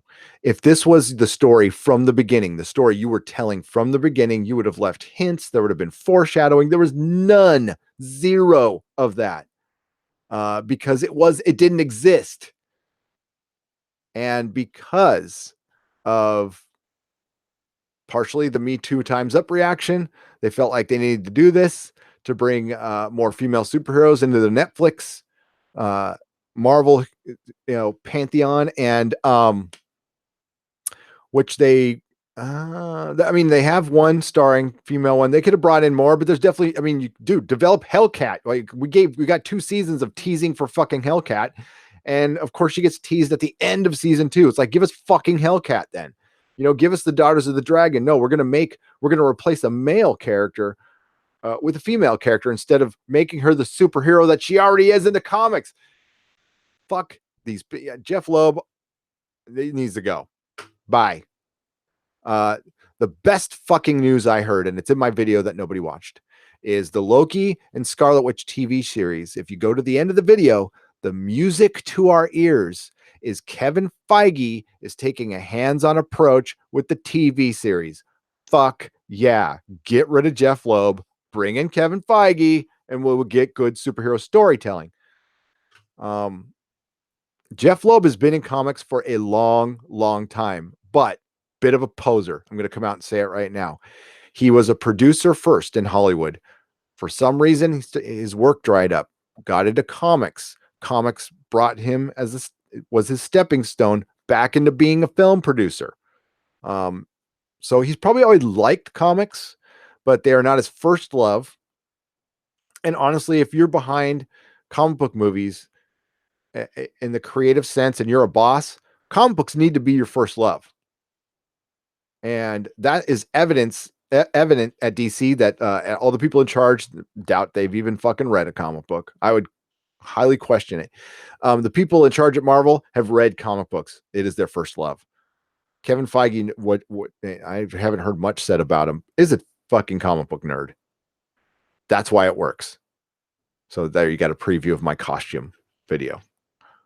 It's pretty easy to figure out what works and doesn't in comic book in superhero storytelling, and in anything that involves source material that goes away from not the plot elements of the source material, but captures the characters. Why does the Expanse work? It 100% captures the characters, the main characters of the book. No, they don't look like them, but they feel like them. Like Alex absolutely feels like Alex from the book. Naomi absolutely feels like Naomi from the book. 100%. I see their faces now. So that kind of stuff. Love Pond. Okay, so that would win me over. Now, there's an aside to every argument. If it was the real Defenders, like the real fucking Defenders, like the Hulk, Silver Surfer, Submariner, and Doctor Strange, take my money. Take all of it. Take my house. Take one of my sons. I want to see that movie. I've always loved the Defenders more than the Avengers. That's my favorite team because they handled all the weird shit. And they had all the cool superheroes. So, except for the champions, like the original champions, which was the Hulk, not the Hulk, Hercules, Ghost Rider, Iceman, Black Widow, and Angel. And they fought Swarm, who was a man made of many bees. Does anybody remember the Spider-Man and his amazing friends when they fought Swarm? And all he said throughout the entire episode was "Swarm, Swarm, Swarm." Yes, comic books. In Kevin Feige, we trust Feige. I say Feige. It's Kevin Feige. I do until I don't. So whatever criticisms there are Captain Marvel, I still think it'll probably be a pretty good movie. Plus the Skrulls were in it, guys. We got to get excited about the Skrulls. We can get excited about the Skrulls. And Jude Law as Marvel. That's kind of cool. I kind of like that too. So we'll see. We'll see. Oh my God, that Cloak and Dagger show, man. Ooh. I wish people campaigned for Loeb's dismissal with the Defenders came out. Feels like they can't afford to do an IFLC show. Yeah, an Iron Fist, Luke Cage show, let alone, yes, I totally agree. Cloak and Dagger was a goddamn mess. But I was told that I had no right criticizing that show because I have no idea what it's like, because of my privilege. Because of my privilege, I shouldn't critique that show because I don't know the hardships of their lives, which was a nice snap judgment for somebody who doesn't know shit about me.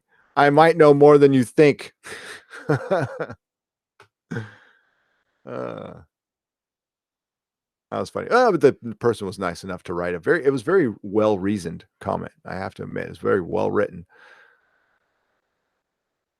I was excited as Brie Larson looks in the trailer. Yep. I don't know if she was good casting. There's Katie Sackhoff. Katie Sackhoff would have been an awesome Captain Marvel. My God, I love Katie Sackhoff. If I was to choose my form of execution, it would be beaten to death by Katie Sackhoff. Is that wrong?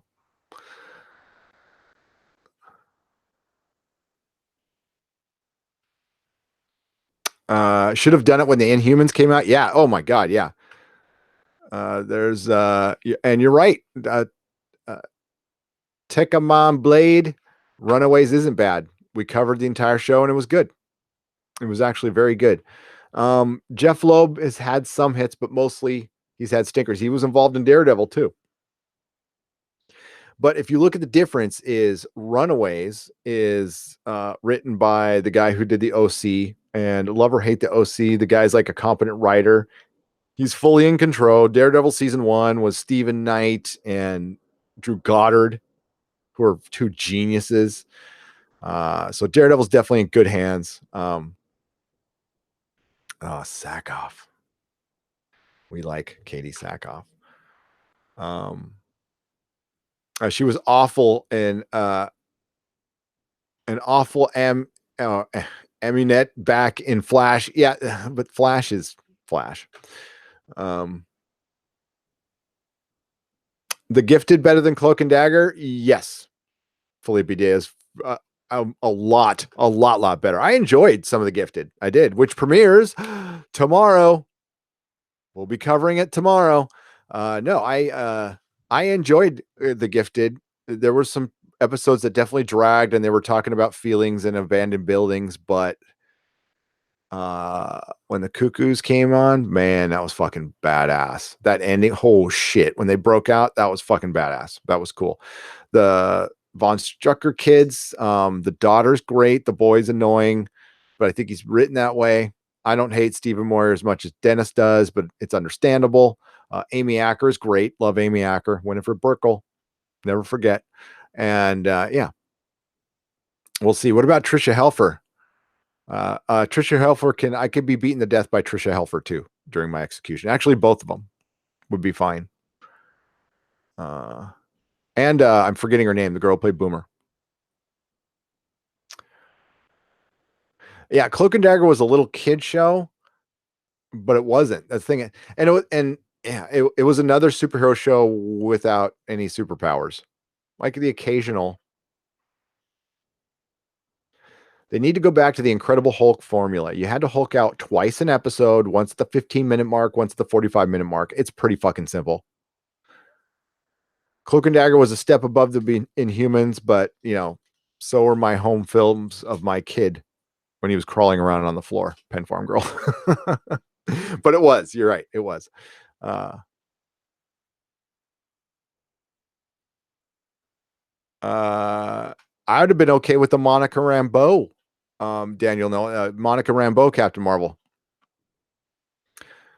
Because honestly, she was originally Captain Marvel. She has some great fucking stories. She was heavily involved with the Avengers before.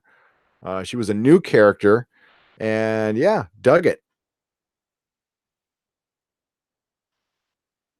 And I think her costume would play better on film than the Miss Marvel does have a good costume, but they would never, ever in a million years put that on film anymore. You could adjust it a little bit so she's not wearing like bathing suit bottoms. I mean, you could give her some pants, but it's to get rid of the sash. Okay, fuck, the sash is what made Miss Marvel, Captain Marvel. Throw on the sash. I mean, I love it when they draw the line. It's like, okay, we've got a blue guy who teleports, and we got a big green guy. We got a guy who throws a fucking shield around. We got a guy who sticks to walls. But man, I draw the line at a sash. We're not fucking doing a sash. No way are we putting a sash on a superhero. No way are we going to give Hawkeye a mask. I draw the line. We're going to make Hawkeye look like somebody from fucking G.I. Joe and not a superhero. That's why nobody gives a shit about Hawkeye. I'm giving more of my video away. It's because, and you don't have to make him purple. That's fine. Don't make him fucking purple. Give him a mask. Part of his superpowers is his eyesight. Okay. So part of his thing is his eyesight. So you do something to protect his eyes or something, and you make it make sense. You give him a fucking mask. It's not, otherwise, it's just Jeremy Renner shooting arrows at people. And yeah, that's it. A new Doomcock video dropped. Hey, that's good. I will share it once I'm done with my live stream. Thank you, Mecha Random. Actually, wasn't she the one who took on the moniker before Carol Danvers? Yes. She was a Captain Marvel before Carol Danvers. Carol Danvers was Miss Marvel. Well, she was binary. I think even at that time she was in a coma or dead. But yes, she took on the man. She had it long before. That was in the 80s, Jody. So yeah, so why? You know what? If you want to fight fire with fire on that Captain Marvel thing, just go. Why didn't you go with Monica Rambeau? Why'd you go with the white girl first? Monica Rambeau was actually Captain Marvel before Cara Danvers. Cara Danvers at the time was either binary or Miss Marvel. I don't even know, a fucking form of energy. I don't know, because the only thing she was ever famous for was getting her ass kicked by Rogue. So yeah, why didn't you do that? Because that would have been good. I'm glad she's in the movie. I don't know if she's going to power up, but yeah.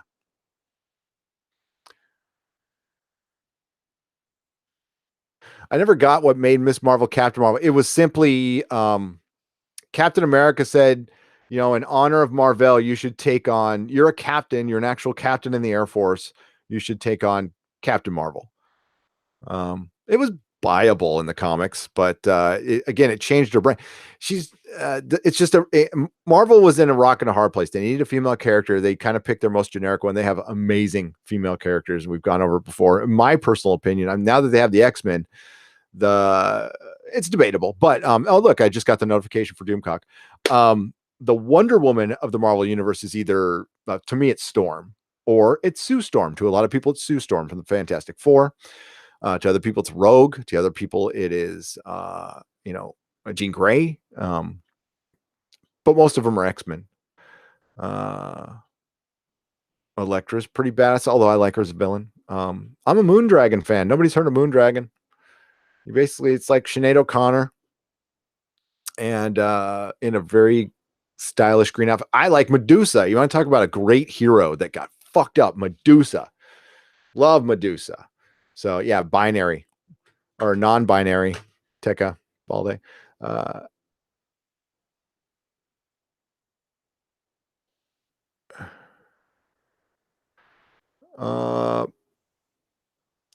We talk about Legion Pen Farm Girl. Yeah, it's fucking great. Feisty fan hates Jean Grey. Why? What did she ever do to you? I love Medusa. Yeah, fucking Medusa is amazing. She has okay. Yeah, her hair is super powered, but that's cool.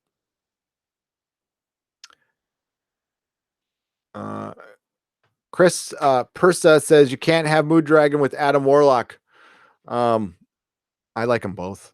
Are you saying without or with? I would say you can't have her without. No, you cannot. And the fact that they've cut the MCU has dragged their feet on bringing in really good cosmic characters and horror characters.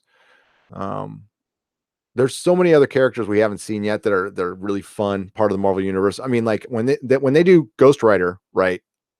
They bring in the orb. Yeah, that's weird comic book shit right there. A big eyeball riding a motorcycle, and he's got like a little jumpy suit on with his gloves. That's a pretty tight bike right there, though. What do you think that is? Like a Triumph or something like that? I don't know. They should give a movie of one of the daughters of Thanos and give us the man, or give the man his armor, damned, and no bullshit resource plot twist. Jean Grey had to be the great love story with Logan. Yeah, Burnford Axe Wielder. Well, some of the reshoots I heard might involve some hints towards the X-Men. Kevin Feige was officially put in charge during that Bob Iger speech. That wasn't 2 days ago. He was officially put in charge when the deal went down. So do not be surprised at all as if one of your stingers from Avengers 4 involves X-Men.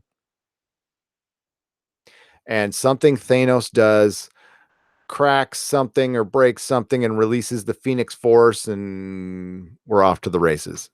And I'm in. That's right. Moondragon.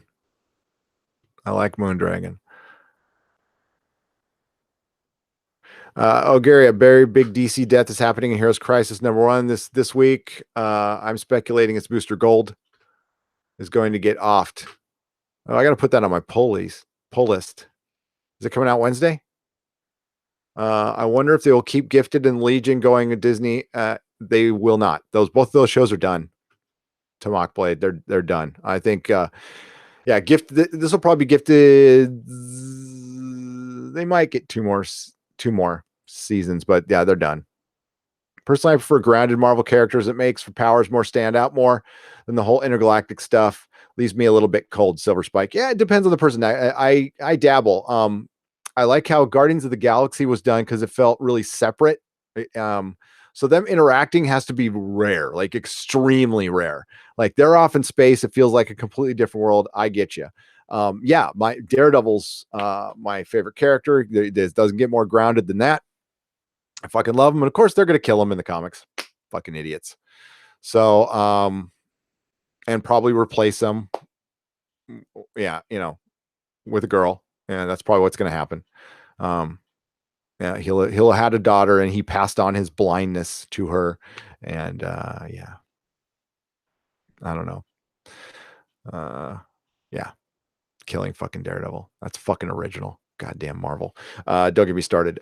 So yeah, no, but I love Daredevil, and I like the grounded stuff. So yeah, I'm with you, Silver Spike. That's why I like Game of Thrones. So circle it back to that. The magic in Game of Thrones and the powers with grounded Marvel heroes feels earned. It feels real. It's more impactful. When somebody's not, that's the whole point. That's the whole difference between Marvel and DC. DC has people like fucking energy blasting out of their hand all the time at will, whenever. In Marvel, most of the time when they're not galactic characters or Captain Marvel, yeah, there's a it takes a toll. Powers take a toll on you. Like I was explaining, if you explain Spider-Man to somebody, Spider-Man is just the real hero who can't pay his rent and is always late doing everything because of his superhero, but he can never tell anybody, so it's a tragedy. I mean, that's that kind of shit. It feels earned, yeah. Dude, the new FF book sucks so hard. That kills me to hear that. I wanted it to do well, but it's Dan Slott, so not surprised. Monica's mom's in the movie. Monica is a kid during the chapter. Okay, gotcha, Bryce. Marvel. So maybe we'll get her in the present, possibly. Probably not, though. Yeah. But there you go. There's your for if you didn't know, your counter argument can be, why'd you go with her when you could have gone with somebody else? And then you can kill them with their own argument. I thought Guardians was okay, but because I am still in love with Farscape, I couldn't help compare. Yeah. They're both good. I mean, some things are like, that goes Viking Bitch that goes along with Babylon 5 and DS9. I mean, you can like them both. And then one is probably a copy of the other, but who cares? We win. We win. We both get good stories. And we don't, that's the thing is, we can love stuff, but we don't have ownership over it. But it doesn't mean we can't try. Yes, powers take a toll and always should. As Terry Pratchett wrote, Terry Pratchett, invoking Terry Pratchett, hunky funky monkey, chunky monkey, hunky chunky funky monkey is a good thing to do on this channel.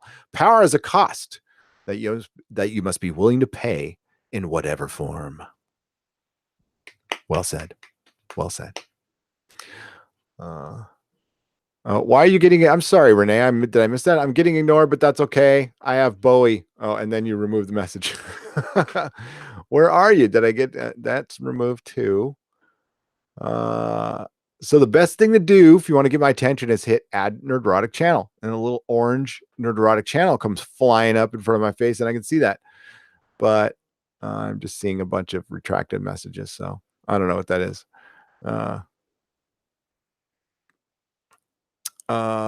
Renee was hidden by Mary Ashmead. I'm sure she had a good reason to do that. DS9 was different enough that I could live with it, though I prefer Babylon 5 to any Trek.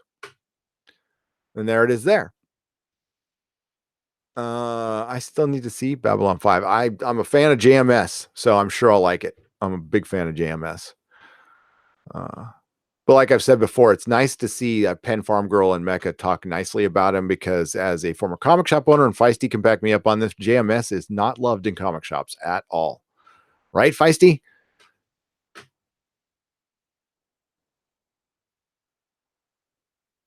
Oh, is it so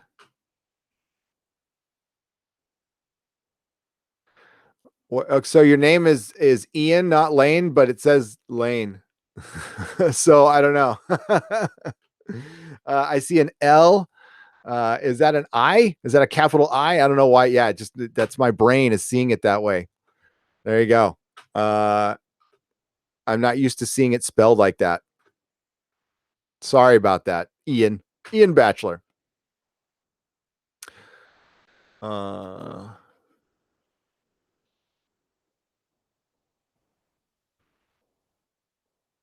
Feisty fan says, "Yep." Why is that? So why is JMS hated in comic shops? Because he is responsible for One More Day, a horrible Spider-Man story that dissolved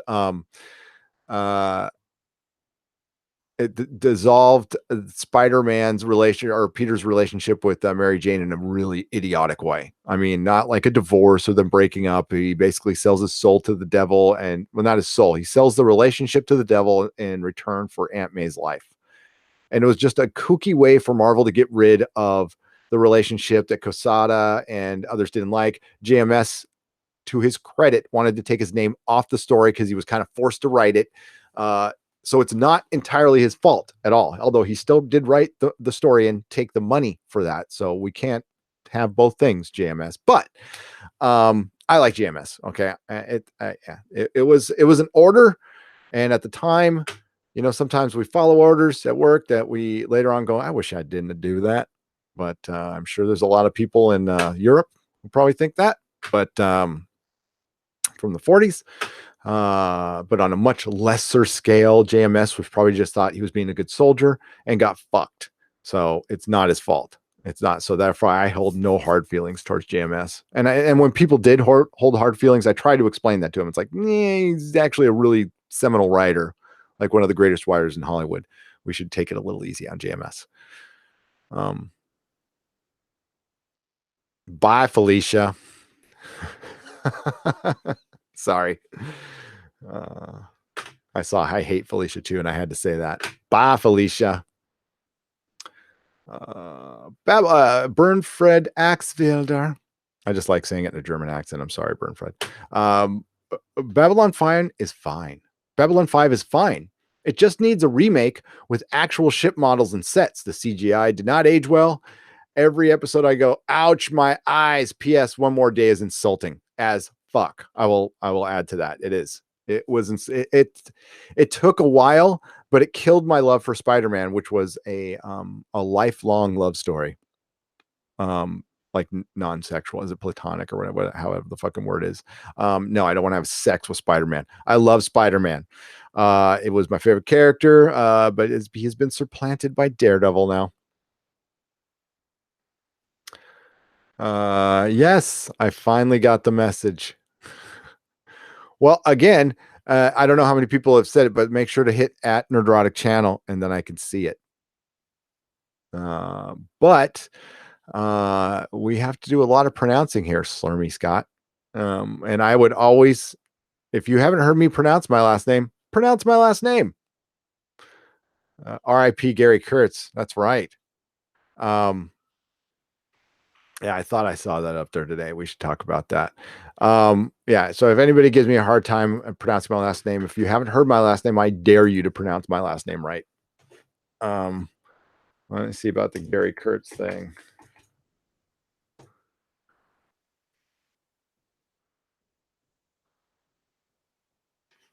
So, oh shit. Okay, yeah, I thought I saw it. He died yesterday. Holy shit. Yep, Gary Kurtz, the guy who could keep the guy with the Abe Lincoln fucking beard and rocked it well. I wonder if, yeah, and the man who could rein in George Lucas has passed away. Rest in peace. Was the producer of American Graffiti, Star Wars, The Empire Strikes Back, The Dark Crystal, Return to Oz. A fucking legend. A fucking legend. So, rest in peace, sir, and thank you for all the good work.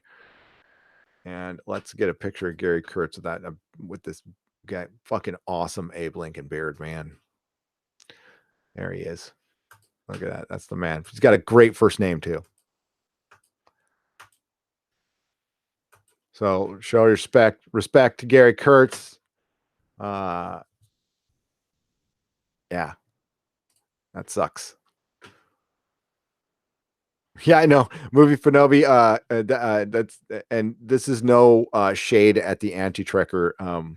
I love the Anti-Trekker. The Anti-Trekker has excellent fucking live streams. Really, really good. Please check them out. Please subscribe. Please subscribe to Mecha Random 42.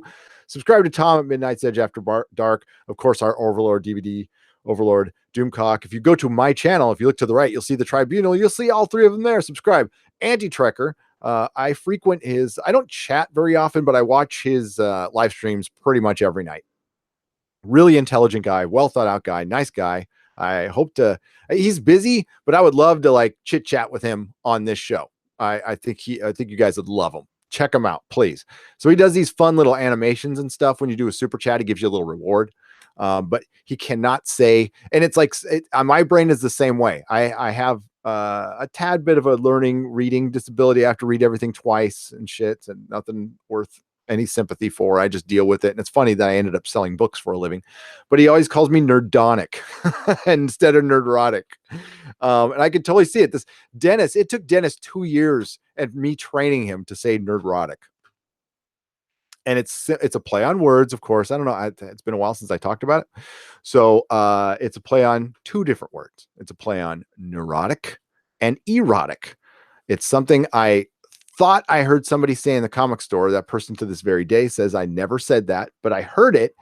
And We were talking about Doctor Who. He was looking down at the comics, and I thought he said that's Nerdrotic, and I'm like, Nerdrotic, that's awesome. And I ran over to my computer and bought the domain name right there and then. And bought the domain name, and it eventually evolved into being the name for this thing. And I think it's yeah. So it's got the double meaning as well as like you know, a little bit neurotic and you know, and then maybe a little bit erotic. It depends. Depends on your mood that day. So okay, let's get to the chat here. Chris Perza says, at my old LCS in Australia, Australia or Austria, Australia, they love JMS because they really love B5. And there you go. And yeah, that's what he deserves love for. B5 was completely his baby. One More Day was not entirely his decision, but I am with Feisty fan. I am a ginormous fan of Peter and Mary Jane being married. I love married couples in comics because there's so few. There's so few families. And I think there should be some. Not every no, being a family man and a superhero is almost impossible. Batman should never fucking be married. But like Fantastic Four as a family works. I love it. Yeah. Star Wars producer Gary Kurtz dies of cancer yesterday. R.I.P. The official Dougie J, my old friend. Doug, how are you?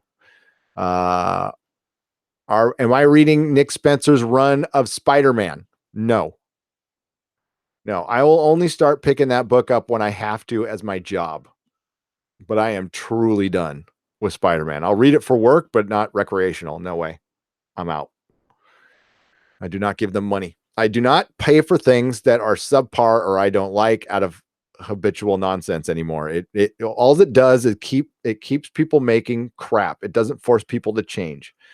Doesn't mean you don't love Spider-Man. Doesn't mean I don't love Spider-Man, but I'm not gonna. I think blindly supporting something, whether it's bad or good, is not loving something. That's stalking. You need a restraining order at that point. That's not love. It's not love. And it just, I watch it because it's Star Trek. Okay, that's not a reason. That's not a reason. There's bad Star Trek. There's stuff that's better than Star Trek. There's stuff that's worse than Star Trek. Personal opinion. That's all mine. Like Feisty, or not Feisty, Mecca. That kind of surprised me when Mecca says it, but I totally understand it. It's surprising, but she says, I love B5 more. I love anything Trek. Because that's her first love. Honestly, I love Doctor Who more than I like Star Trek. You know, most of Doctor Who, I am more of a fan of Doctor Who than I am of Star Trek. Now, my wife, Star Trek comes first for everything, maybe except for Buffy. I don't know. I have to ask her on that one. But she was always like my wife is a Trekkie for sure, and a Trekkie, not a Trekker. Wow, it's getting. What time do we start? Yeah, it's getting late. We should probably wrap it. God dang, we've had 113, 114 the whole time. You guys are awesome. I hope you hit that like button a lot. I'm going to be going for a few more minutes, so I got to run the Patreon video, and I'll still be reading your chats there. If I miss something, hit at Nerdrotic, and I don't have to rush off, so I like to get through everybody's chats. Unfortunately, it's the old Patreon video. I'm still working some kinks out on the new one because it's got more bells and whistles on it. You will see the OBS software get unveiled tonight for probably I'll test it on Better Call Saul. Better Call Saul I'll test it on. So let's get that video going.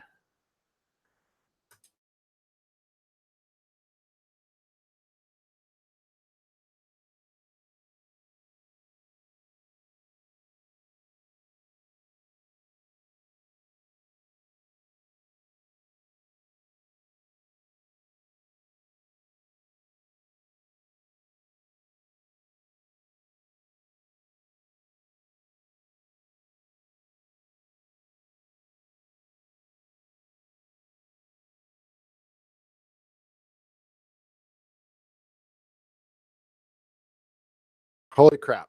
Disappeared there for a second. Sorry about that. I had a little freeze, but I'm back. Hang on, chat. I'll be right there. We had a little glitch in the matrix, man. Saw a black cat go by. Everything went fucking nuts. So let's try this again. All right. So let's find the chat again. Yes, I blipped out. Man, fucking Google Chrome and Apple, man, and Mac, they just kind of blink out. So yeah.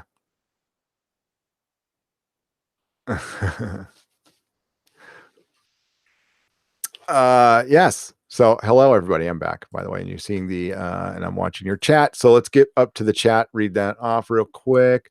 On episode 8 of Maniac, trying to finish in time. LOL. Episode 7 was cool as hell. Kept switching back and forth from Lord of the Rings to GTA.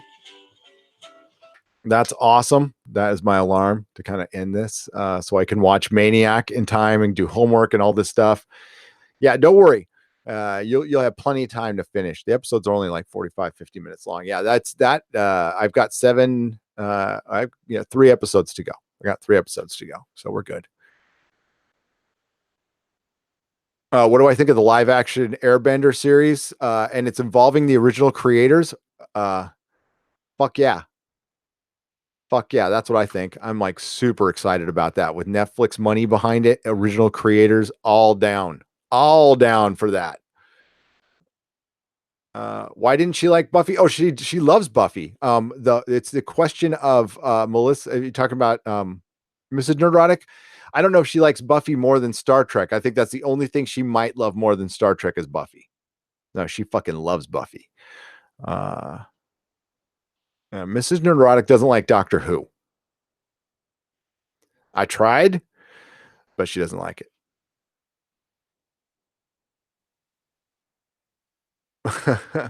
Burnfred Axfielder says, have to disagree with you. Full on Marriage of the Bat pull through with it. It would only make Bruce Wayne fight harder to make Gotham a safer place. Batman deserves happiness. No happy Batman. If you want it as a story for a little while, sure. I mean, like they totally should have gone through with it, Burnfred. I'm totally pissed they didn't. Just because I'm personally against it. If you start something, build up to it, and then hoodwink the fucking shops like that, that's fucking bullshit. That is bullshit what they did to the comic stores on that. No, you follow through with it. You make it part of a story. You stick with it for a couple of years. You show fucking Batman happy. Of course he deserves it. But then you're going to see that the price of happiness, something's going to happen. Because Batman, if Batman was truly happy, Burnfred, he wouldn't be fighting crime. Happy people don't do that. Happy people aren't constantly fighting because, like, he knows he can't stop it. He's barely putting a dent in it, and he's Batman. But why does he do it anyway? Because he's driven. Happy people aren't driven people.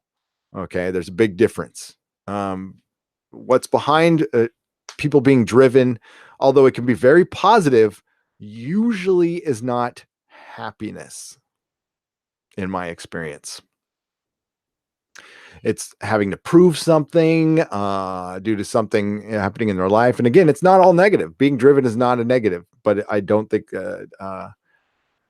happiness and driven. Happiness to me is contentment. And I'm also a person who doesn't think somebody should be happy all the time, because then how would you know if you're happy anymore? We are defined by our pain and our trauma. And they're not all bad. This is how we learn things. So yeah, I wouldn't want to be happy all the time. That'd be weird. Steven Daljev, take it easy, my friend. Daniel Nolan, DS9 was like BF5, except it didn't suck. Whoa. Easy, Daniel Nolan. I love you, man. I like them both. I mean, I've seen like a few episodes of B5. Don't have a problem with it. Cheers, Gary. Have a good rest of your day. Ian Batchelor, you too, as well. Yeah, DC is a massive multiverse. Oh man, I lost a bunch of people.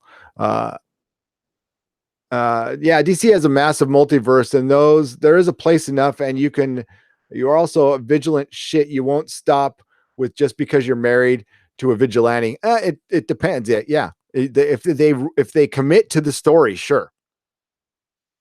I mean, Batman can experience some happiness, of course, but like a truly happy Batman would hang up the costume. Trust me, and that'll never happen. Um, but in the multiverse, we could like show that story. You can show all kinds of stories. Batman 50 was an honor. Was There is no honor among thieves. Batman 50, Slurmy Scott. Yeah, there isn't. But yeah. What's up, Tomcat? Says just lurking. How's the leg? How's the stick? The healing up? Silver Spike says, to be honest, I never thought Americans will like Doctor Who. Doctor Who. It's quirky and weird and not typical sci-fi show. A bunch of Americans like quirky. Silver Spike. There's a whole gang of us over there who totally love it. There's a whole generation brought up on Hitchhiker. Hitchhiker does not get, to me anyway, enough respect and love for making nerds. I would say it's equally as powerful as making nerds as with Star Trek was to a certain generation. There are, I bet, millions of us who were listening to the Star Wars radio show in the early 80s and got those last few minutes of Hitchhiker right before it started and went, I kind of like that. I need to hear the whole thing, and started showing up a little bit earlier so we could listen to Hitchhiker. Yeah. And it surprised me when it finally, and when it caught on, Silver Spike, they screwed the pooch. They went in the wrong direction. And they didn't need to. And I think they overthought it. Now, none of us here, and yes, I am speaking for all Americans. None of us want an Americanized Doctor Who at all, ever. Don't let any Americans work on the show. They can guest star. Maybe if they can be in the writer's room, as long as somebody from the UK is there supervising them. But no, you keep that fucking show English as fuck, please.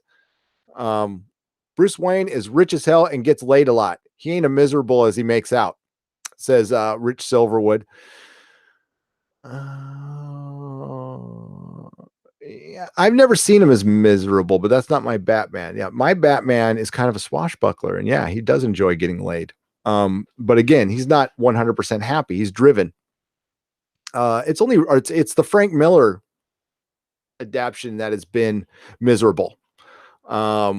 And since that time, they've made Batman the animated series is pretty dark. He's pretty dark in that, but I like the Denny O'Neil, Neil Adams. Yeah, the Batman who would go out and get laid once in a while and have some fun. That's the Batman I like. Red Dwarf is great, says Madame. Doctor Who is special because it's British. It's like making Americanized anime. Yeah, it's fuck yeah. Don't do it. Don't do it. They did a launch of Blu-ray release this year at Hitchhiker series last weekend. Had a few guests from the original show. Really? I saw somebody share in Twitter that they came out with a DVD that's got like a VHS thing. It's got a retro look to it. It's only available in the UK. I'm sure I can buy it on amazon.co.uk. Little secret, you can buy anything on amazon.co.uk that you can on amazon.com. It's pretty easy. That's how I got my Fifth Element book. Batman Damned was actually amazing. I'll find out. I'm getting it in the mail today. It was a great potential to reach Batman White Knight hype. Sad it's so overshadowed by the penis. Hey, that got people in. Whatever gets them in the door, Feisty. If it takes a bat dick to get people in the door of a comic shop, then so be it. Start whipping them out.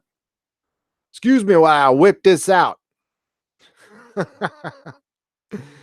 I just need people in comic shops. I need people supporting your comic shop and giving you guys lots of money. Yes, that's the limited edition one. I am buying that. I love how Overlord doesn't like dividing the fans, but now we make a video against Zack Snyder fans. Well, I mean, how many Zack Snyder fans are there?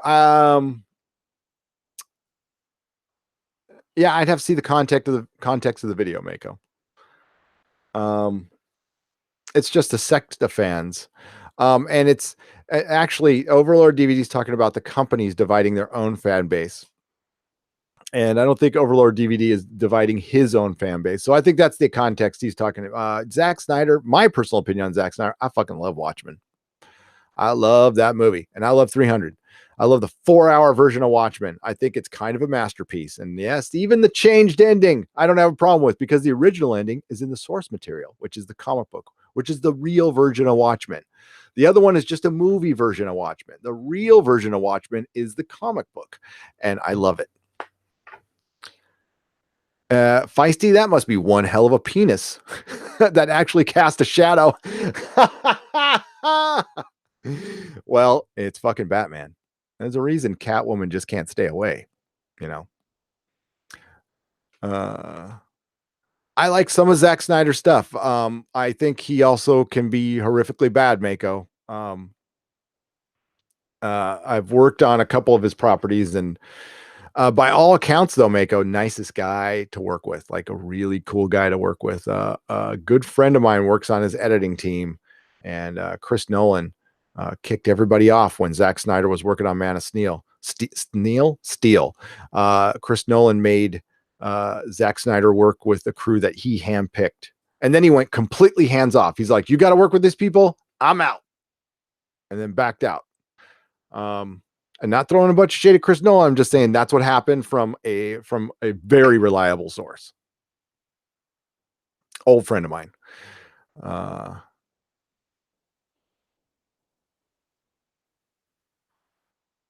Jeff Johns was in charge of the DC universe, and they fired him, Rashid. And Patty Jenkins should have more say, to be honest with you. She's got the one hit. She did a damn good job directing. You know, yeah, it's a remake, Cap, and whatever. It's still entertaining, and it was the only entertaining. Like, I don't know. There's some stuff I like about the DCU. I mean, you know, yeah, it's not all bad. You know, there's some shining lights through some of the stuff we've gotten. You know, like Margot Robbie's Harley Quinn, Ben Affleck's Batman. I thought it's pretty good, but we're not going to get that anymore. So Henry Cavill, he's gone. He's gone, folks. He is gone. And that sucks.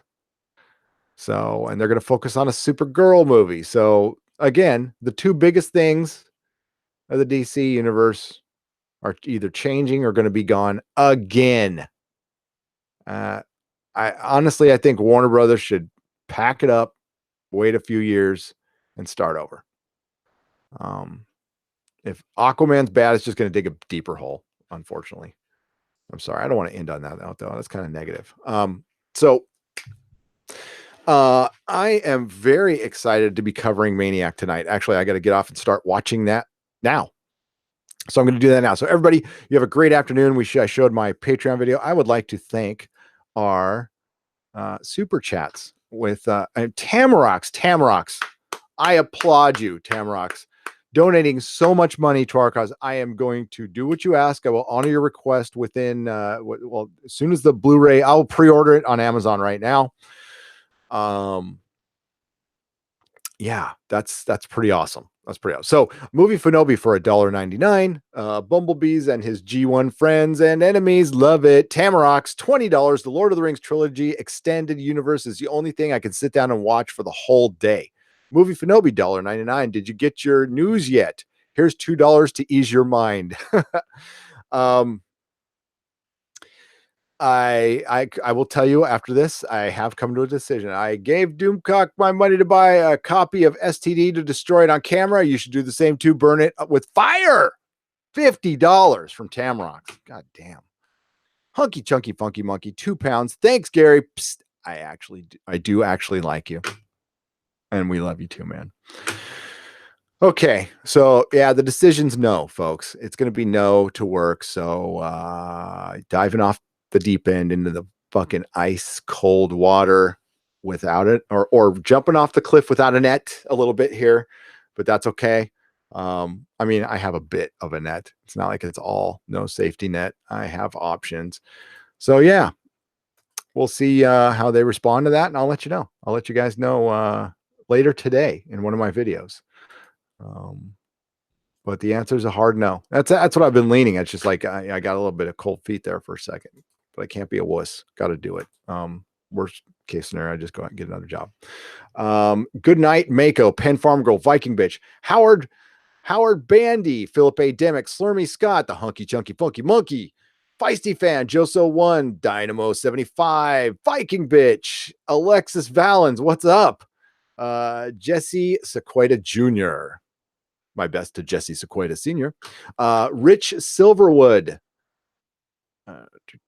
Silver Spike, Rashid C., Matt M., Stephanie B. I saw in there earlier, Chris Persa, one of our newest patrons. Thank you so much, Chris Persa. You are great. Jody, Kirk Anderson. I forgot to read this, but I will read it now. I have to disagree with you. There are plenty of military spies who are married and still perform. I don't think it would decrease his effectiveness. Oh, I never said it would. I said happiness would. No, being married, you could be married and still do your job. That was Alexis Valen, by the way. But no, Batman should not be married for a long time. No. For a little while, sure. Follow, and yes, you should absolutely follow through on the story, but no. Eventually you should break it up, and that should be part of the story too. But okay, the best way I put it is Batman is very career driven. Career first. But that being said, him and Catwoman have been flirting for fucking a lifetime. So, it's about time they piss or get off the pot. I got you there.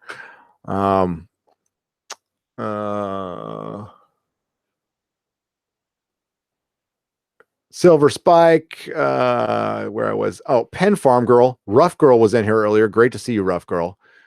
Rich Silverwood, if I repeat, sorry. B. Cluette. Damian Raw. Renee Monsoyo. PTA gone, PTSD. Movie Fanobi. Steven Dayev. I'm going to say Dayev. I could be wrong on that one, but I'm thinking Silent J, maybe. Bernfred Axvilder. Show me your papers. Mike Cedar. And again, Alexis. Daniel Nolan. That's the Daniel Nolan. I love the official Dougie J. Mary Ashmead, of course. Damian Raw. And that is as far up as I can go. Thank you again, everybody. You guys are great. Check out nerdrotic.com for the live schedule. Our next show is at 4:30 p.m.